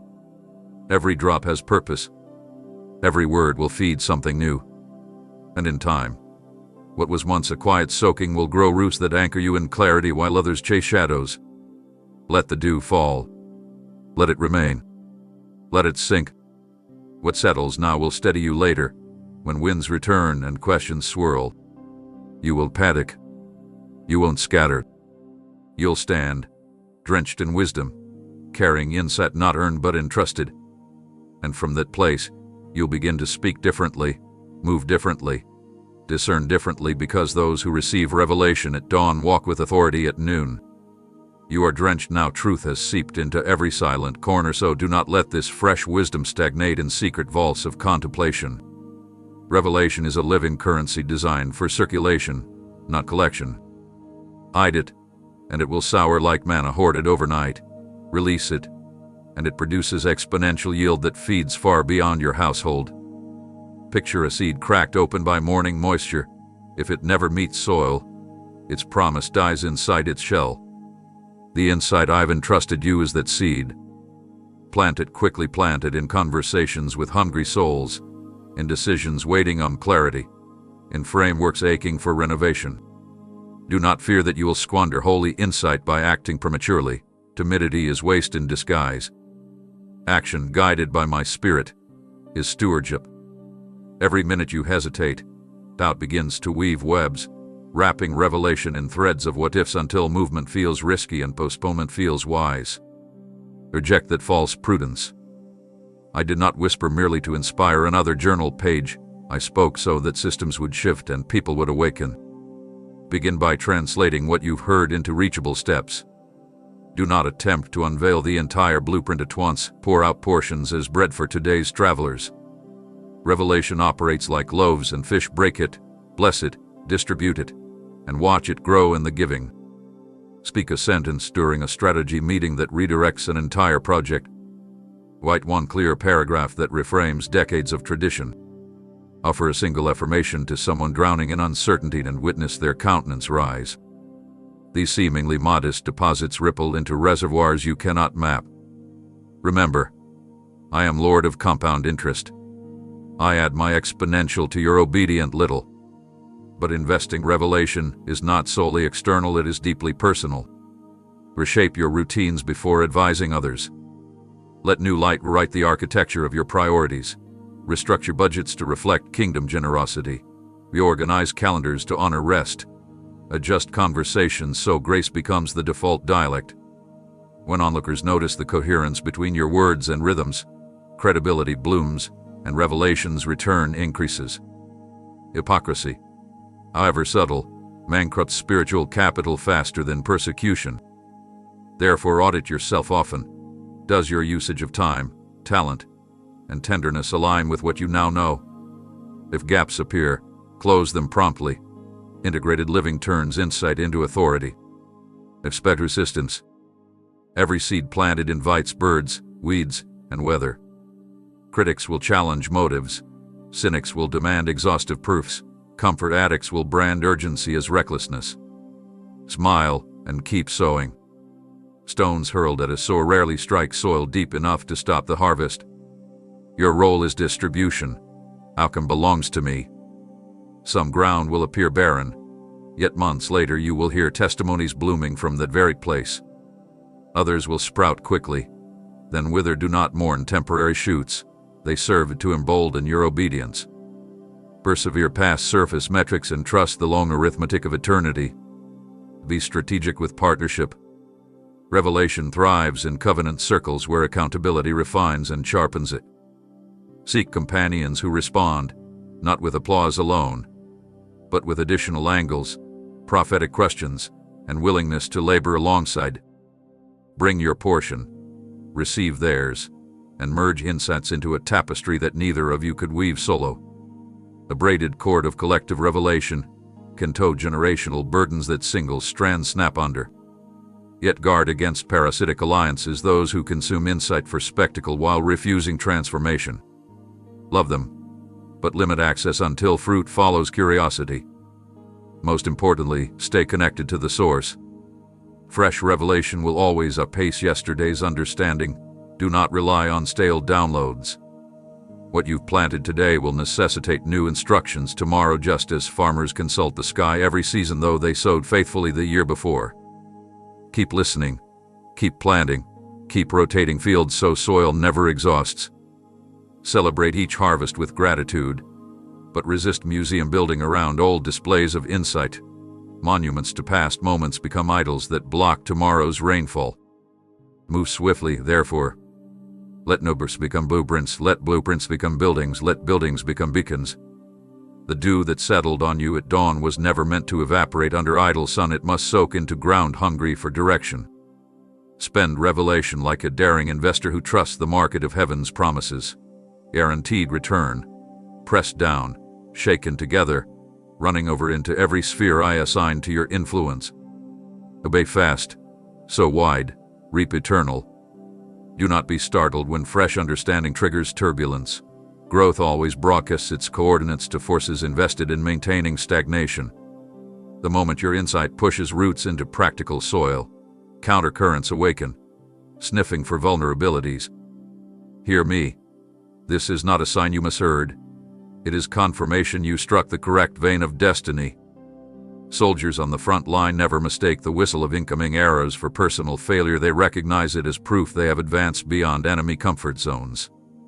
Adopt the same perspective. Ready yourself proactively rather than reactively. Study the terrain of your thought life the way seasoned generals inspect maps before dawn. Identify low walls where discouragement could vault. Reinforce gates where distraction might slip through disguised as opportunity. Stack reserves of truth like rations so your courage never runs on fumes. Anticipation is not paranoia. It is wisdom wearing armor before dawn breaks. Let joy be your counterintuitive shield.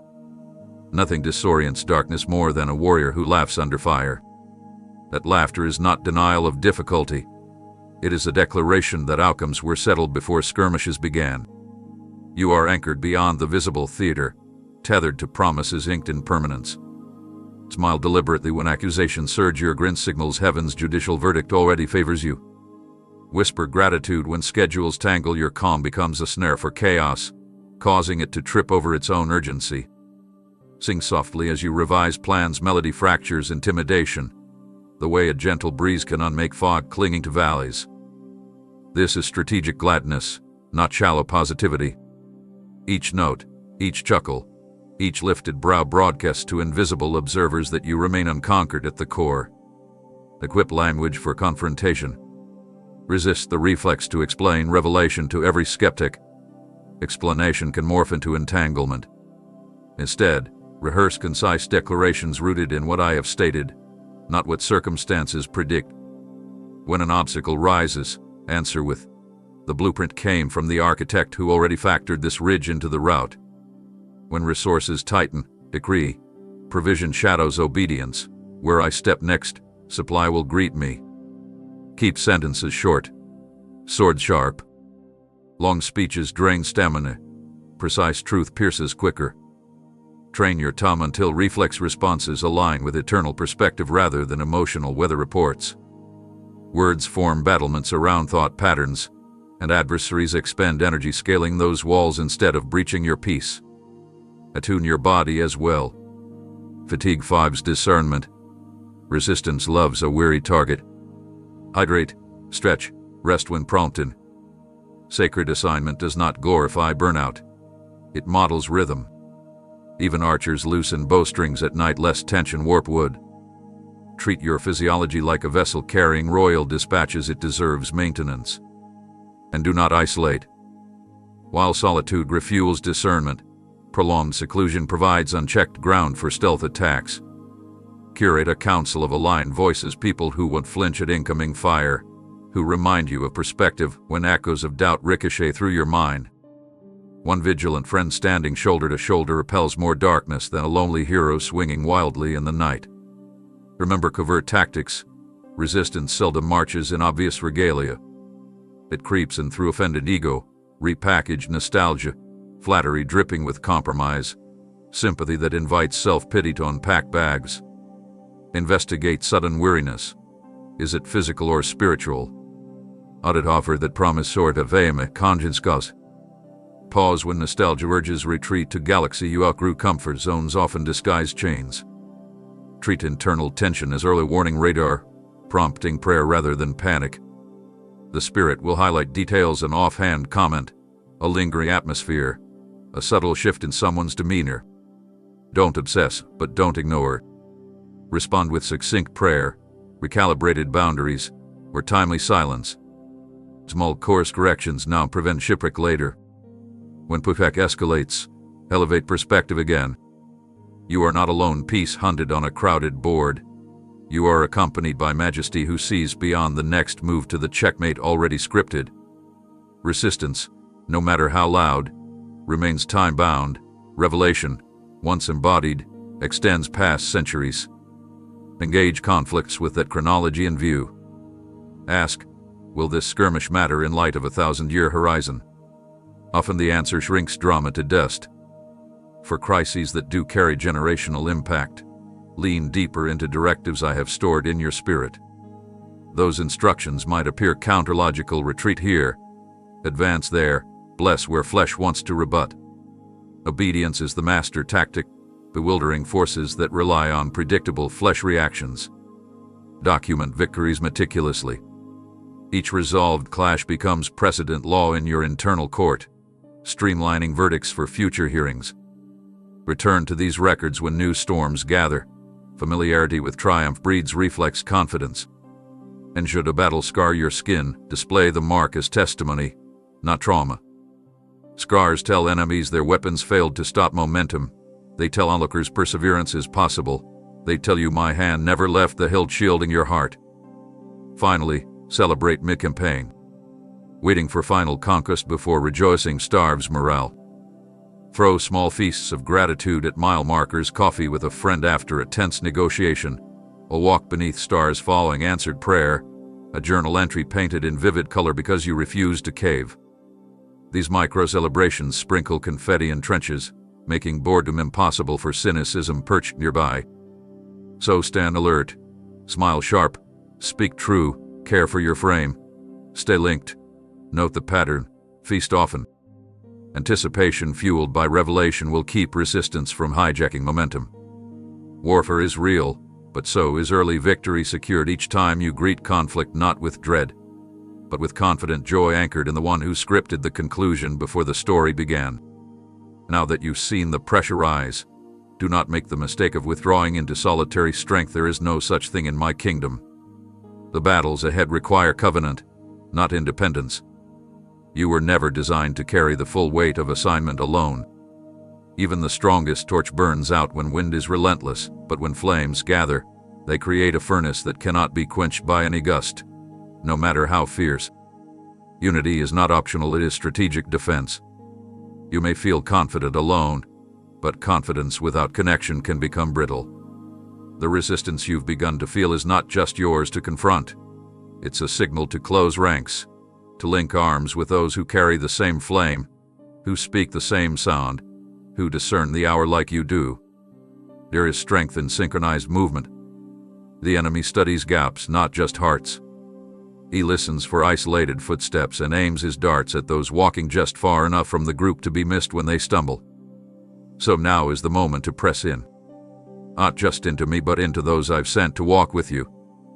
Trust me when I say, you are not the only one burning with vision, trembling under the weight of revelation, or rising through levels of unexpected warfare. There are others strategically placed, divinely timed, who will recognize your voice before they even see your face. Their spirits will leap when you speak. Their words will fit like puzzle pieces into the blueprint I've shown you. But you must make the move. Pride will whisper that you can do it all. Past wounds will echo warnings about betrayal. Misunderstandings may arise, but none of that is stronger than obedience. Reach out anyway. Forgive anyway. Invite anyway. Clarify the misunderstanding. Build the bridge. Restore what was neglected. Because what's coming demands reinforced bonds. These are not just friendships, I'm forming alliances that will weather prophetic storms and release joint anointing.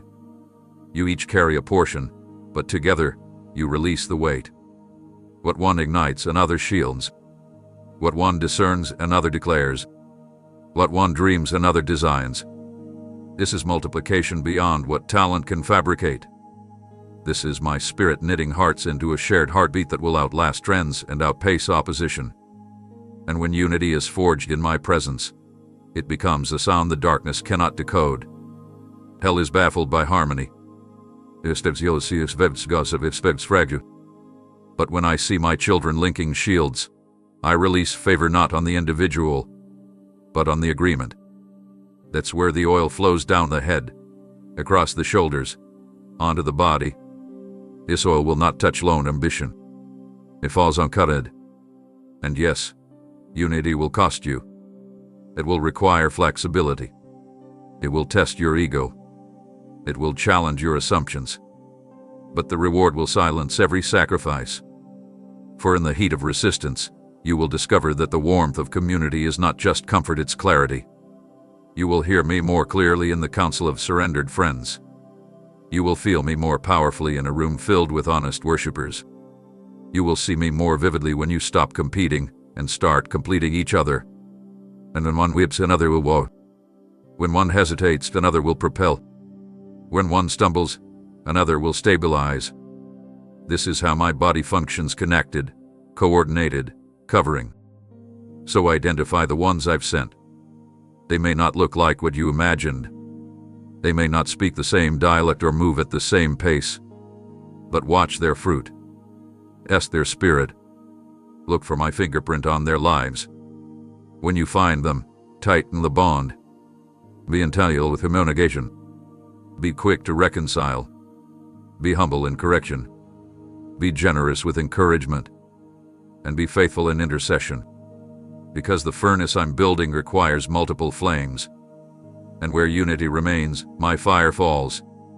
The world will recognize me not just by your miracles but by your love for one another. So build this fire. Stoke it with loyalty. Feed it with honor. Protect it from comparison. And let its heat prepare the way for what I am about to unleash through you, not alone, but together. Now that you stand inside the blaze not meant to consume but to cleanse, let this truth settle deeply. You are being shaped, not scorched. The intensity you feel is not punishment, it is precision. I am not dismantling you. I am burning away what was never supposed to travel with you into the future I've prepared. This heat is holy. It is sacred. It is intentional. Every flare of discomfort, every sting of delay, every unexpected confrontation, it all serves a higher purpose. You asked me to use you, and I am answering not with platforms but with process. I'm purifying the parts of you that could fracture under pressure if left untreated. I see beyond where you stand. I see who you must become to stand where I'm sending you next. Refining does not rush. The flames stay until the impurities rise to the surface. So if you're seeing attitudes surface, wounds reveal themselves, motives you thought were buried float upward, rejoice. This is not regression. This is exposure meant for healing. You cannot cast out what you hide. You cannot grow from what you won't confront. And I love you too deeply to allow you to carry secret fractures into public places. That's why this fire is fierce, but also why it's controlled. I have my hand on the thermostat. I know exactly how much pressure to allow and when to lift it. I know when to press, when to pause, when to comfort, and when to correct. You're not abandoned in this furnace, you're accompanied. But here's what must be understood. If you try to exit too early, what I intended to strengthen will instead stay soft, vulnerable to collapse under future weight. You may be able to fake gifting, but you cannot fake endurance. You may impress others with flashes of charisma, but only character sustains calling. And character is not formed in applause, it's forged in adversity. It's hammered in honesty. It's shaped in solitude. It's solidified in seasons where you feel invisible yet obedient. When no one is clapping. When no one is texting. When no doors are opening, but your devotion remains intact. That's where gold is born. And when the time is right, I'll remove you from the flames, not with smoke and ashes clinging to you, but with a shine that doesn't fade. People will see resilience they can't explain. They'll hear authority in your voice that doesn't come from education or opportunity, but from encounter. You'll speak with weight because you've walked through fire and didn't curse me. You'll lead with gentleness because you remember how it felt to be broken. You'll carry others carefully because you know how delicate transformation truly is. That's the kind of leader I'm forming. That's the kind of vessel I can trust with more. Do not envy the quick rises of others who skip the fire and chase the stage. Their foundations are fragile. But yours is being laid in the depths. Quietly, thoroughly. And no storm can shake what I build with fire-tested faith. The furnace does not produce perfection, it produces purity. And in that purity, there is clarity. You begin to discern what truly matters.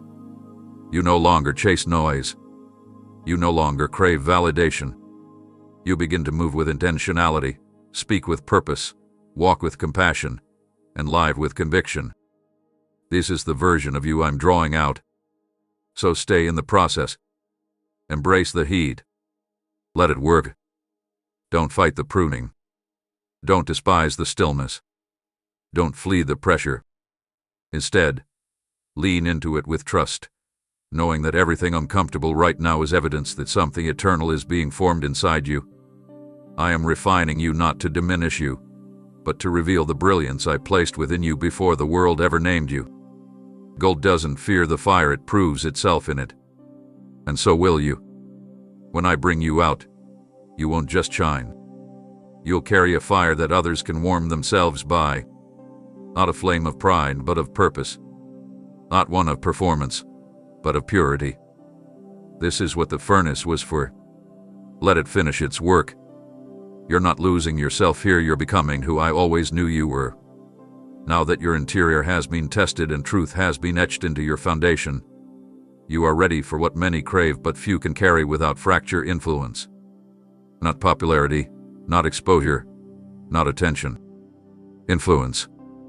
The quiet power to shape decisions, to redirect narratives, to inspire obedience, to nudge people toward their original design. This weight is not given lightly. It is not granted for applause, it is assigned for responsibility. And because I've trusted you with more, I now require more from you. You must treat every word, every gesture, every choice a seed, because it is. Whether you know it or not, eyes are on you now. Hearts are listening not just to what you say, but how you live when no one is asking questions. Some will follow your shadow before they hear your sermon. And the shadow you cast must align with the light you claim to reflect. Stewardship is not about control, it's about care.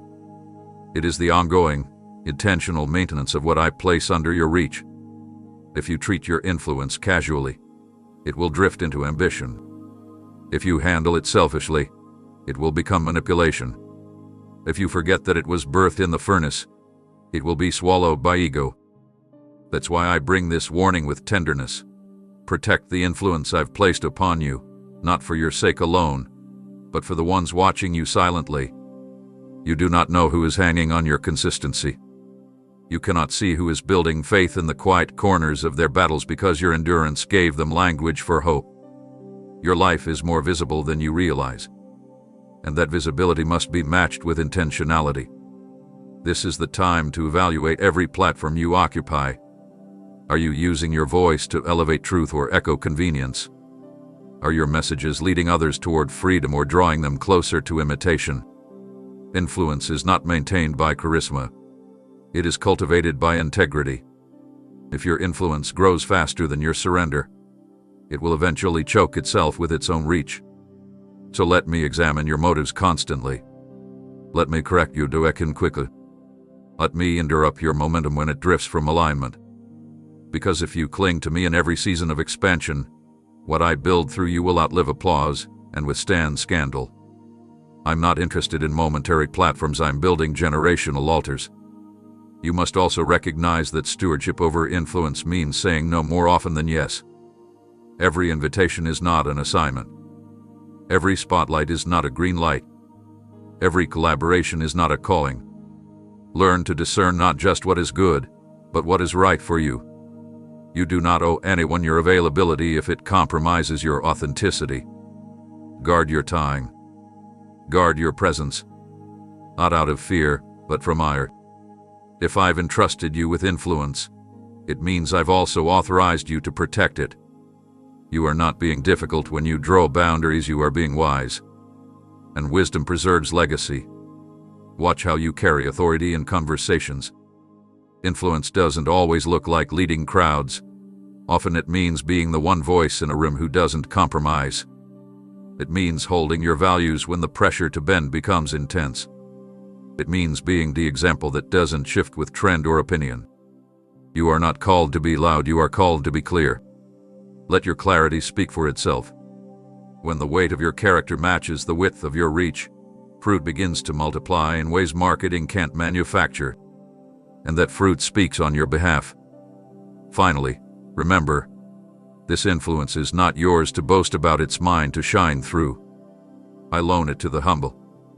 I increase it in the hands of the faithful. I sustain it in those who return the glory back to me every single time. Keep your heart soft, your focus sharp, your motives pure. Live as though every decision echoes beyond your lifetime. Because it does. And when I find you faithful in this level of influence, I will expand your territory, not just in numbers, but in depth, in trust, in heaven's endorsement. And what I endorse, no man can cancel. Steward it well. I'm watching how you walk now, not to judge, but to see how far I can take you next. The moment you resolve to manage influence with fear-trembling care, I pivot you toward terrains where ordinary logic drowns, because revelation must now mature into radical pursuit. Look out, whitecaps thrash, thunder rolls, opinions swirl like spray, and familiar markers sink beneath waves of uncertainty. Do not anchor to what can be swallowed. Anchor to the path my feet carve across the chaos. Yes, it defies physics, but faith is a higher science. Squint through the salt mist until you discern the faint shimmer of prints that neither sink nor scatter. They move steadily forward, indifferent to wind reports. That is your map. Every stride I take carries coordinates coded for your spirit alone. Latitude of timing, longitude of obedience, altitude of trust.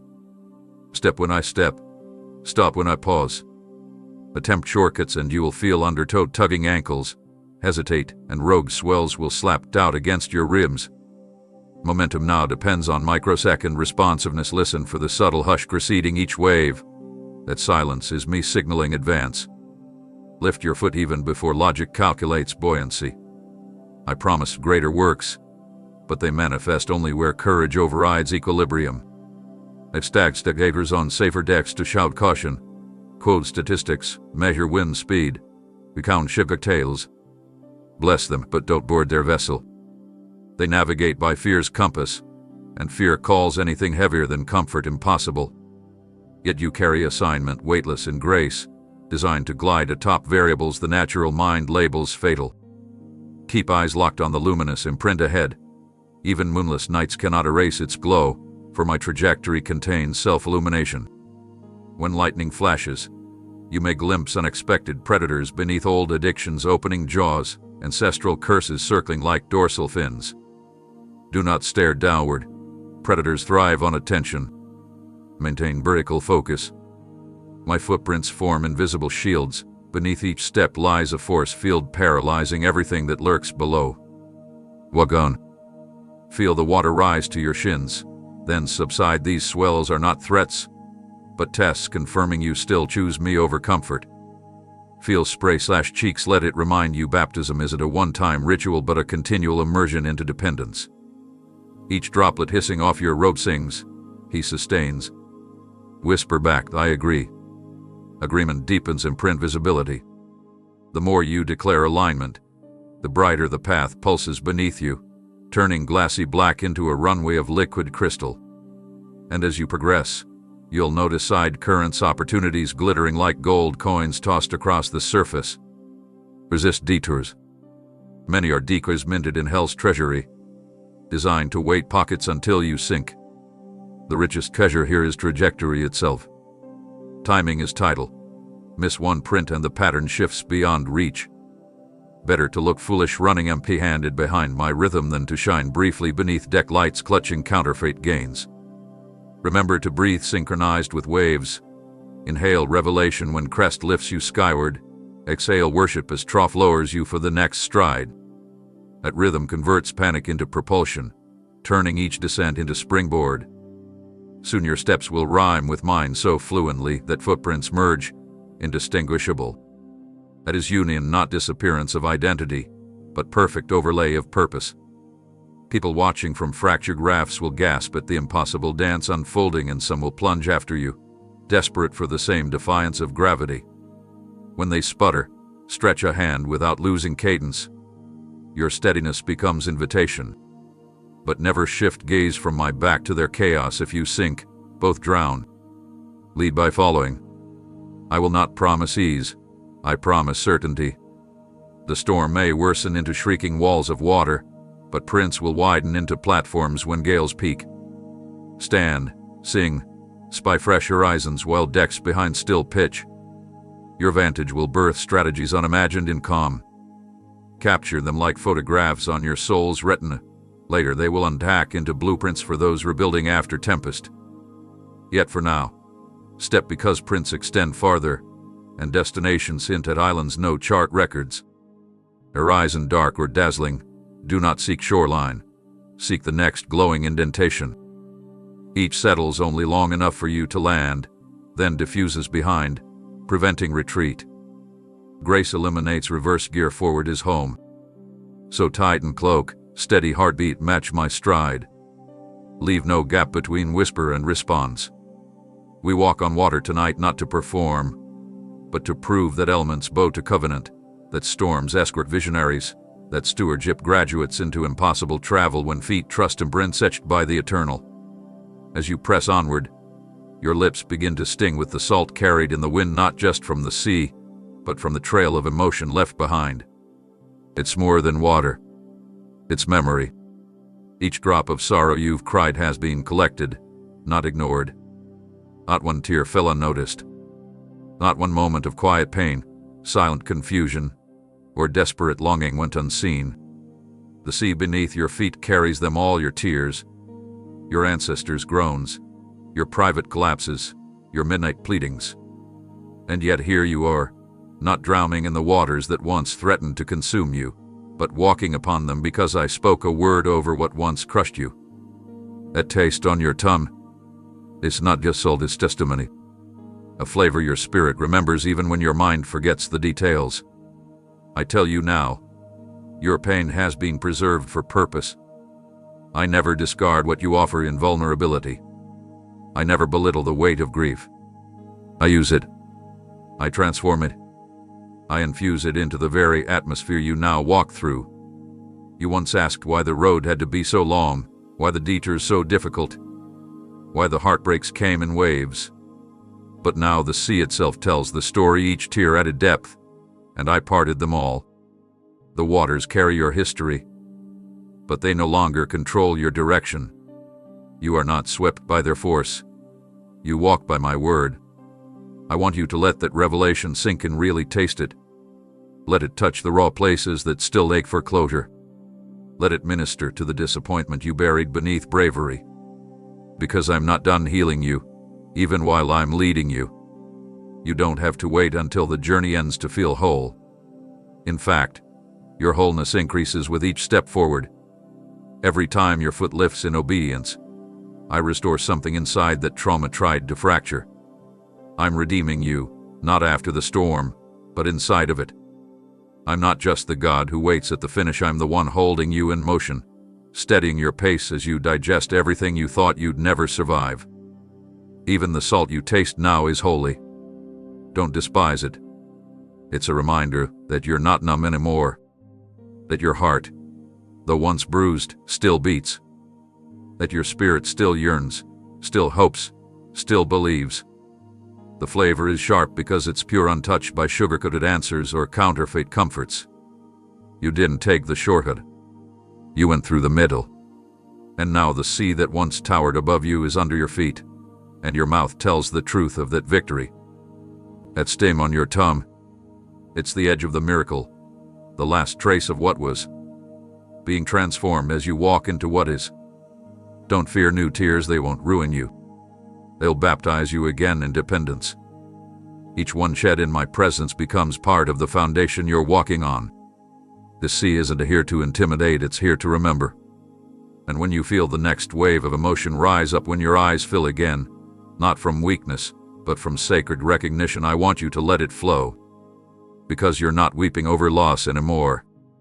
You're weeping over what I've restored. What you've endured has not gone to waste.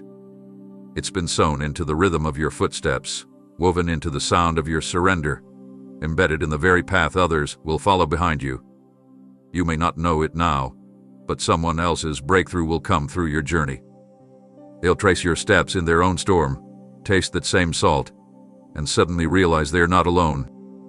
That the ocean they feared is the same one you crossed. That the tears they shed are not foreign to me, they are familiar, because I've carried yours too.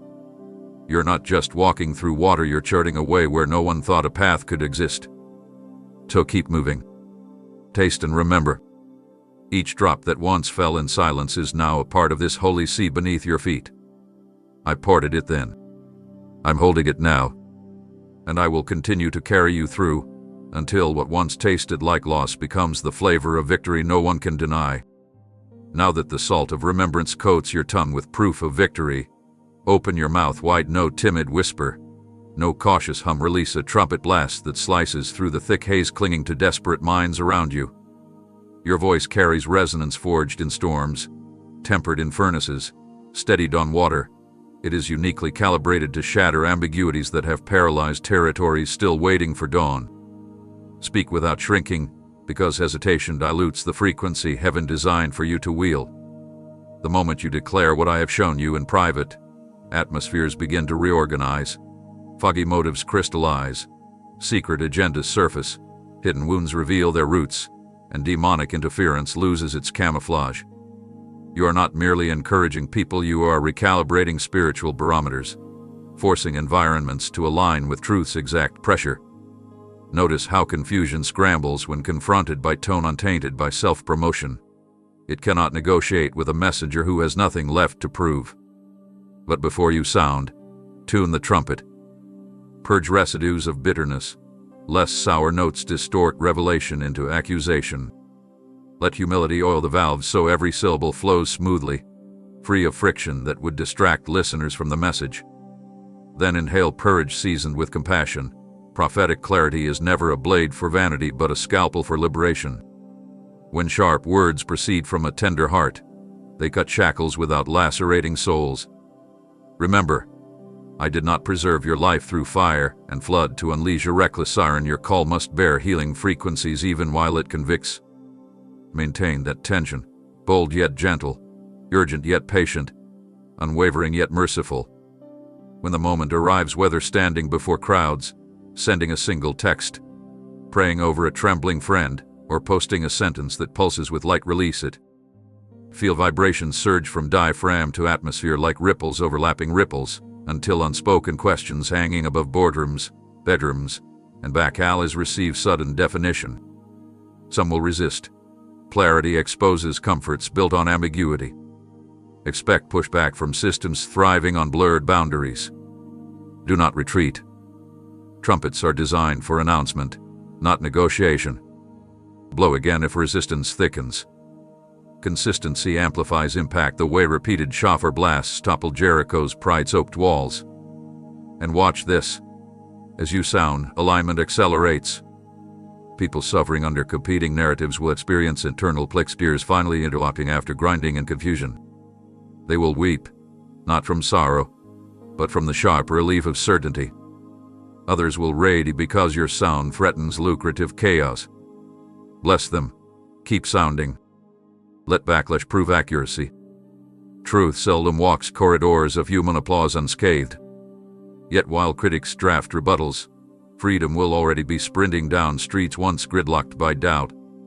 That is the power of unfiltered proclamation.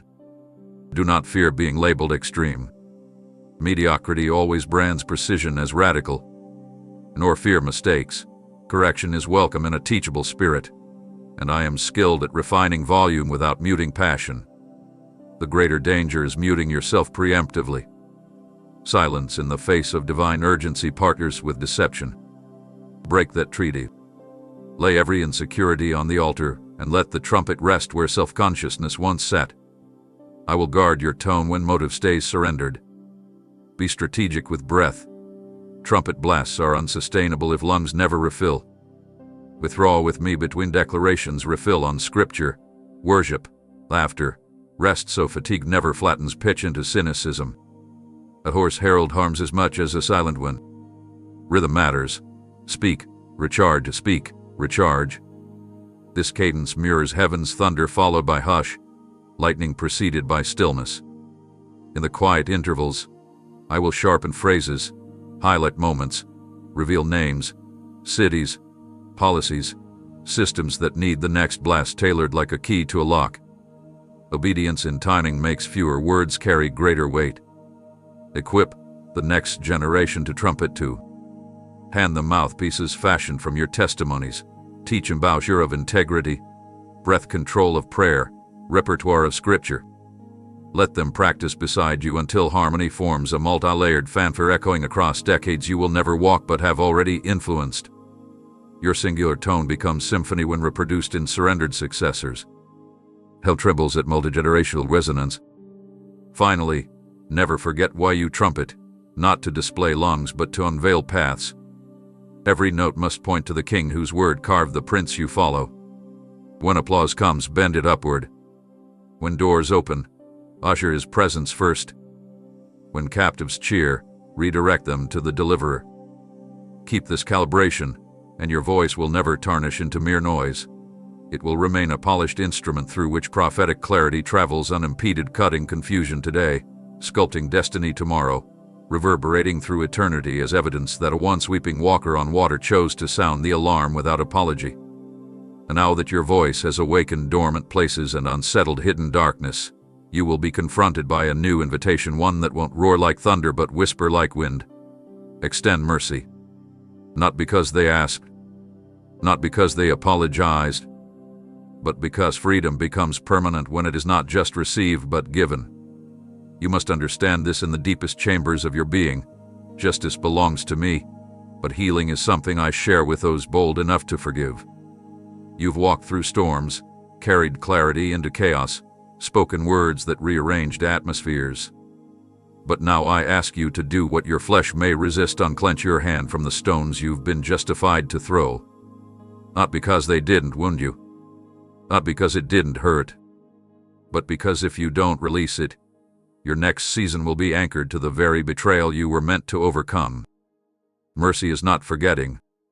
Mercy is remembering through redemption's lens.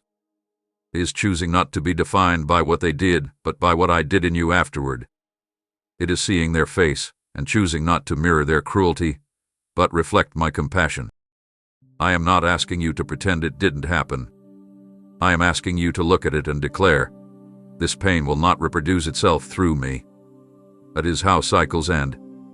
Not when revenge is served, but when mercy interrupts the expected pattern.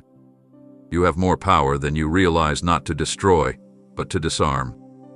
To disarm bitterness before it becomes a fortress. To disarm legacy wounds that pass from one mouth to the next like inheritance.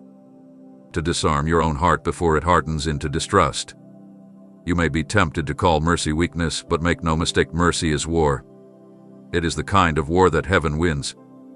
It is the violent resistance against bitterness, against the whisper that says they must pay, against the ancient lie that tells you your healing depends on their punishment.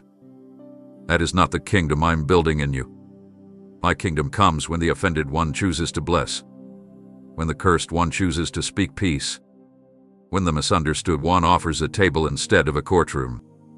That's when heaven invades the earth, not through thunder, but through a choice that echoes louder than any accusation. I know what you're thinking. What if they never change?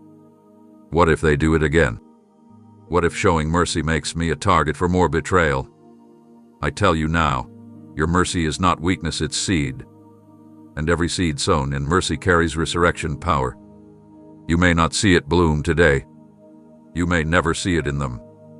But it will rise somewhere, somehow. It will rise in your children. It will rise in your peace. It will rise in your health. It will rise in the softness of your heart when others grow cold. Mercy multiplies where retaliation diminishes. And where mercy reigns, I reign. But this doesn't mean there are no boundaries. Mercy does not erase wisdom. You can release someone without re-inviting them into the place they abused. You can forgive someone without placing the weight of trust back on their shoulders. Trust is rebuilt over time. Mercy is given in a moment. One is earned. The other is gifted. Don't confuse the two. Mercy is not staying silent about abuse or enabling toxic patterns. Mercy is looking the offense in the eye and choosing not to let it dictate your identity. It's saying, you hurt me, but you don't own me. You disappointed me, but you don't define me. I let you go, not because you're right, but because I refuse to carry your wrong into my future.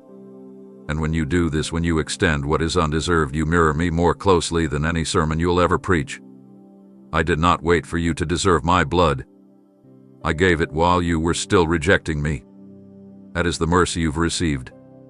Now release it. Send the text. Say the prayer. Burn the grudge. Bless them, even if your voice shakes. Do it trembling. Do it crying. Do it slowly if you must. But do it. Because mercy is movement. And this movement carries you out of your past, out of your wounds, and straight into territory the enemy cannot access because no vengeance lives there. Let the trumpet echo fade into the wind, and let the sound that follows be even louder. The quiet power of mercy rising like a banner over your life, declaring to every watching power and principality, this one has been made new. This one is no longer bound by what was done. This one is a carrier of heaven's justice, clothed in mercy, moving forward with clean hands and a free heart. This one is unstoppable. This one is mine. You've laid down the stones of retaliation. You've released the names that echoed in pain.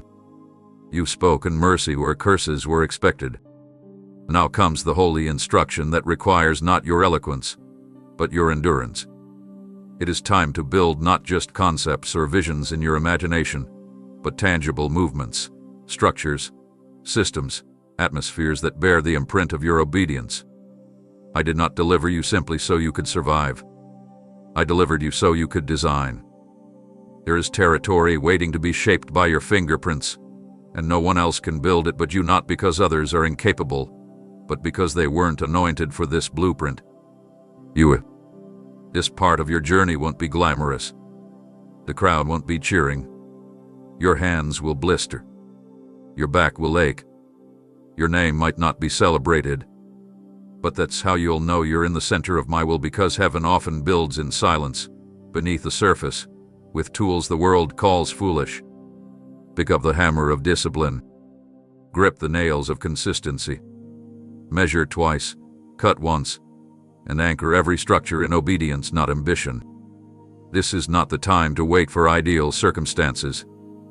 This is the time to obey while it's still uncomfortable, still inconvenient, still unclear. The raw materials may not look like much now, scraps of what was left after the storm, but I will teach you how to repurpose every loss into load-bearing strength. You must understand that this construction is not external only. You are also the project. The discipline you apply to what you're building must mirror the attention you give to what's happening inside of you. Every habit you refine, every thought you capture, every desire you surrender becomes part of the scaffolding. I will not let you build outwardly while you remain unsteady inwardly. That's why the delays you've experienced weren't punishment, they were realignments. I was reinforcing your inner foundation, because what I'm placing on top of you requires unshakable depth. If you skip this part, the weight of your calling will crush you instead of lifting others. This is also why you can't delegate this season. Yes, you will have helpers. Yes, I will send people to partner with the vision. But don't hand them what I've commanded you to touch directly. Some pieces require your personal blood, your midnight tears, your hands in the dirt. I want your fingerprints on the beams, your sweat in the mortar.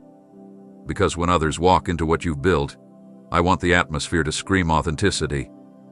They will feel the cost in the air, and it will create space for transformation that doesn't just inspire but delivers. There will be moments when your tools feel too small for the size of the assignment. Keep building.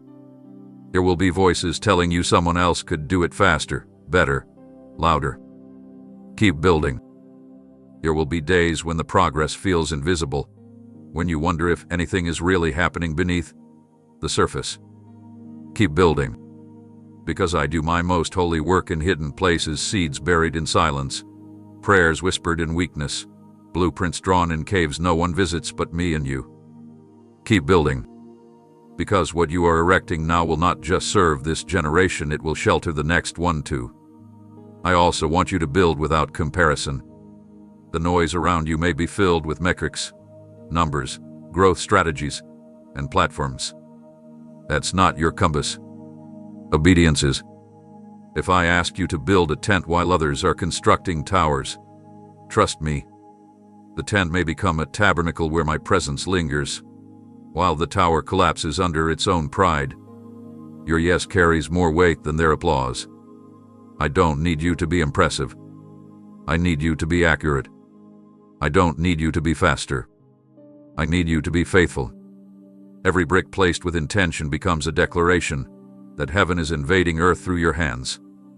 And when the day comes, because it will, when someone stumbles into what you've built and finds peace they've never known, when a weary soul rests beneath the shade of your obedience, when a heart comes back to life because you didn't quit, then you'll understand why I didn't let you outsource it.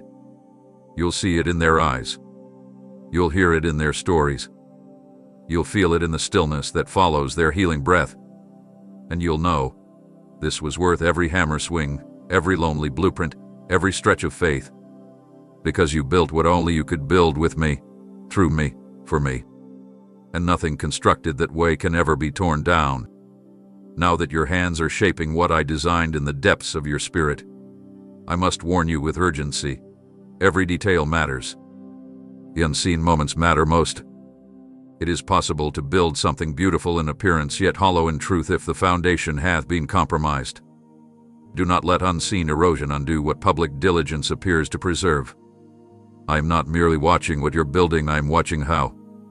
You can speak all the right phrases, use all the best tools, even consult wise voices, but if you allow a single crack in your integrity to remain untouched, time will expose it when weight begins to press. I am calling you now to examine your foundation with me, not for the sake of shame, but for the sake of sustainability. This is not about fear. This is about foresight. I want what you're creating to outlive you, to stand against the pressure of seasons you haven't entered yet, to host miracles that ripple through generations. And that kind of endurance is not born through charisma, it is forged through consecration. Consecrate your thoughts. Consecrate your motives. Consecrate even your routines. If you are building while entertaining hidden compromise, justifying small disobedience in private, excusing pride as confidence, minimizing bitterness while calling it wisdom, those invisible toxins will soak into the beams of your calling and make the whole structure vulnerable to collapse. You must also guard against the slow leak of comparison. Do not allow someone else's pace or platform to pressure you into cutting corners. Quick does not always mean secure. Wide does not always mean deep. Applause does not always mean anointed. I am not asking you to be the fastest or the loudest, I am asking you to be pure. Because purity preserves power. When your spirit is clean before me, your words carry authority even when spoken in whispers. But if you build with polluted intent, envy disguised as ambition, offense disguised as passion, then your work, no matter how effective it seems, will not carry eternal substance. You are not just building for results. You are building for glory. Mine, not yours. So walk the perimeter of your foundation often. Ask me to shine light into every corner. Invite me into the parts you'd rather not examine, the quiet resentment, the lingering wounds, the decisions you've made from fear instead of faith. Let me inspect the soil beneath your plans. Because sometimes, you're not failing, you're just planted in contaminated ground. And it is better to pause and purify than to rush and regret. Many have built fast, but few have lasted. I am not calling you to flash, I'm calling you to legacy.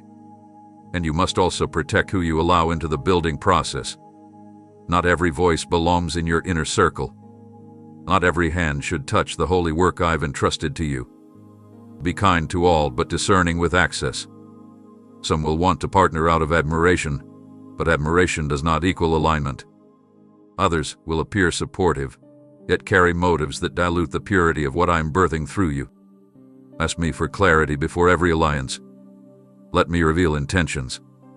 Let me prune connections. Let me whisper when to say no, even if their offer seems helpful. Protect the vision like a seed, nourish it, shield it, and don't let foreign weeds entangle its roots. I'm also calling you to silence when needed. Everything you're building does not need to be announced. Let mystery be your shield. Let me unfold your progress in my timing. There is strength in secrecy, especially in a world that confuses exposure with success. What grows in silence is often strongest when revealed. I hid Moses before I raised him. I hid David before I crowned him. I even hid my son in Nazareth before I sent him into public purpose. If I'm keeping you hidden now, it's because your foundation is still curing. Don't interrupt that process with premature unveiling. Stay low. Stay surrendered. Let the secret place become your sanctuary. Let prayer be your plumb line. Let worship be your measuring tool. Keep listening. Keep obeying. And don't move just because the world is watching. Move only when I instruct. Then, When the winds come, and they will, and when the rain crashes, and it will, what you've built will not tremble, because it won't be held together by applause or momentum or branding. It will be anchored in truth, carved in intimacy, and sealed by my breath. And nothing built on that foundation will ever fall. I need you to understand that everything I've asked you to build, cleanse, and secure wasn't just about your development, it was for those you haven't met yet. They are coming, and they won't look polished. They won't arrive with perfect timing or eloquent introductions. They will stumble in unannounced, broken by battles you've never fought, whispering questions you've already cried through. They will carry trauma like clothing, fear in their eyes, and silence louder than screams. They will not ask for permission to interrupt your day. They will be the fulfillment of the preparation I've been doing in you for years. What you've learned in silence, they will need in their storm. What you surrendered in secret, they will drink like water in their drought. And they will not wait for an altar. They will collapse in your presence because my spirit rests there. That is why I've been so firm with you. That is why I've repeated instructions, refined your habits, stripped away what felt good but lacked eternal purpose. It's not because I was angry, it's because I was equipping you to become a sanctuary in motion. I was never training you to be impressive, I was forming you into a safe place. A place where broken souls don't just survive but come back to life. You won't always have time to rehearse scripture, prepare sermons, or play worship music in the background. You will need to become the message. You will need to live the truth so deeply that when someone breathes near you, they inhale healing, even if you say nothing. And don't expect them to understand what you carry. Some will misread your stillness as pride, your authority as arrogance, your discernment as coldness. But I've not asked you to explain yourself, I've asked you to stay ready. Because when their moment of desperation arrives, it won't be your reputation that saves them, it will be my residue on you. The glow of obedience, the atmosphere you've curated, the fragrance of worship that lingers in your conversations. They will remember your name, they'll remember the way the heaviness broke when you simply listened without judgment. They'll recall how hope crept back into their voice when you spoke one sentence. And that will be more powerful than 1,000 rehearsed prayers. These unexpected visitors are not just people, they are assignments. Appointments etched in eternity long before you knew how to say yes to me. And while they may look fragile on the outside, they carry keys that unlock new realms in you. Some will test your compassion. Others will unlock your intercession. Some will provoke a deeper patience, and others will reveal the next layer of authority I've hidden within you. They will stretch you not out of alignment, but into new capacity. And if you resist their rival, you'll also resist the expansion I've ordained for you. Do not prepare by decorating spaces, prepare by purifying atmospheres. Clear your inner house. Make room in your heart. Rid yourself of internal clutter, so that when they enter your presence, there's space for their tears, for their rage, for their confusion. Be a resting place, not a stage. They are not coming to be impressed, they are coming to be restored. So don't try to perform. Just remain surrendered. Let your past obedience speak louder than your current words. And when they ask why you were ready, when they wonder how you knew what to say, when they break and tremble in your arms, thinking it was coincidence, tell them, this moment was written long ago. I've been waiting for you before you even knew you were coming. What you're receiving now was paid for in nights of surrender, in days of hidden discipline, in seasons where I built something invisible with no one watching. You don't owe me anything, just let yourself heal. This is your new posture. Open arms, steady gaze, listening heart. The doors are no longer locked. The time of isolation is over. What you birthed in silence is ready to be shared. The visitors are coming not because you promoted what you built, but because heaven whispered your name into their need. Be found faithful. Be found whole. Be found available. Because I am sending them swiftly, and they will not come with warning but with wounds. And I trust you to carry what I've entrusted you with, to be their shelter until they remember how to stand. Amen.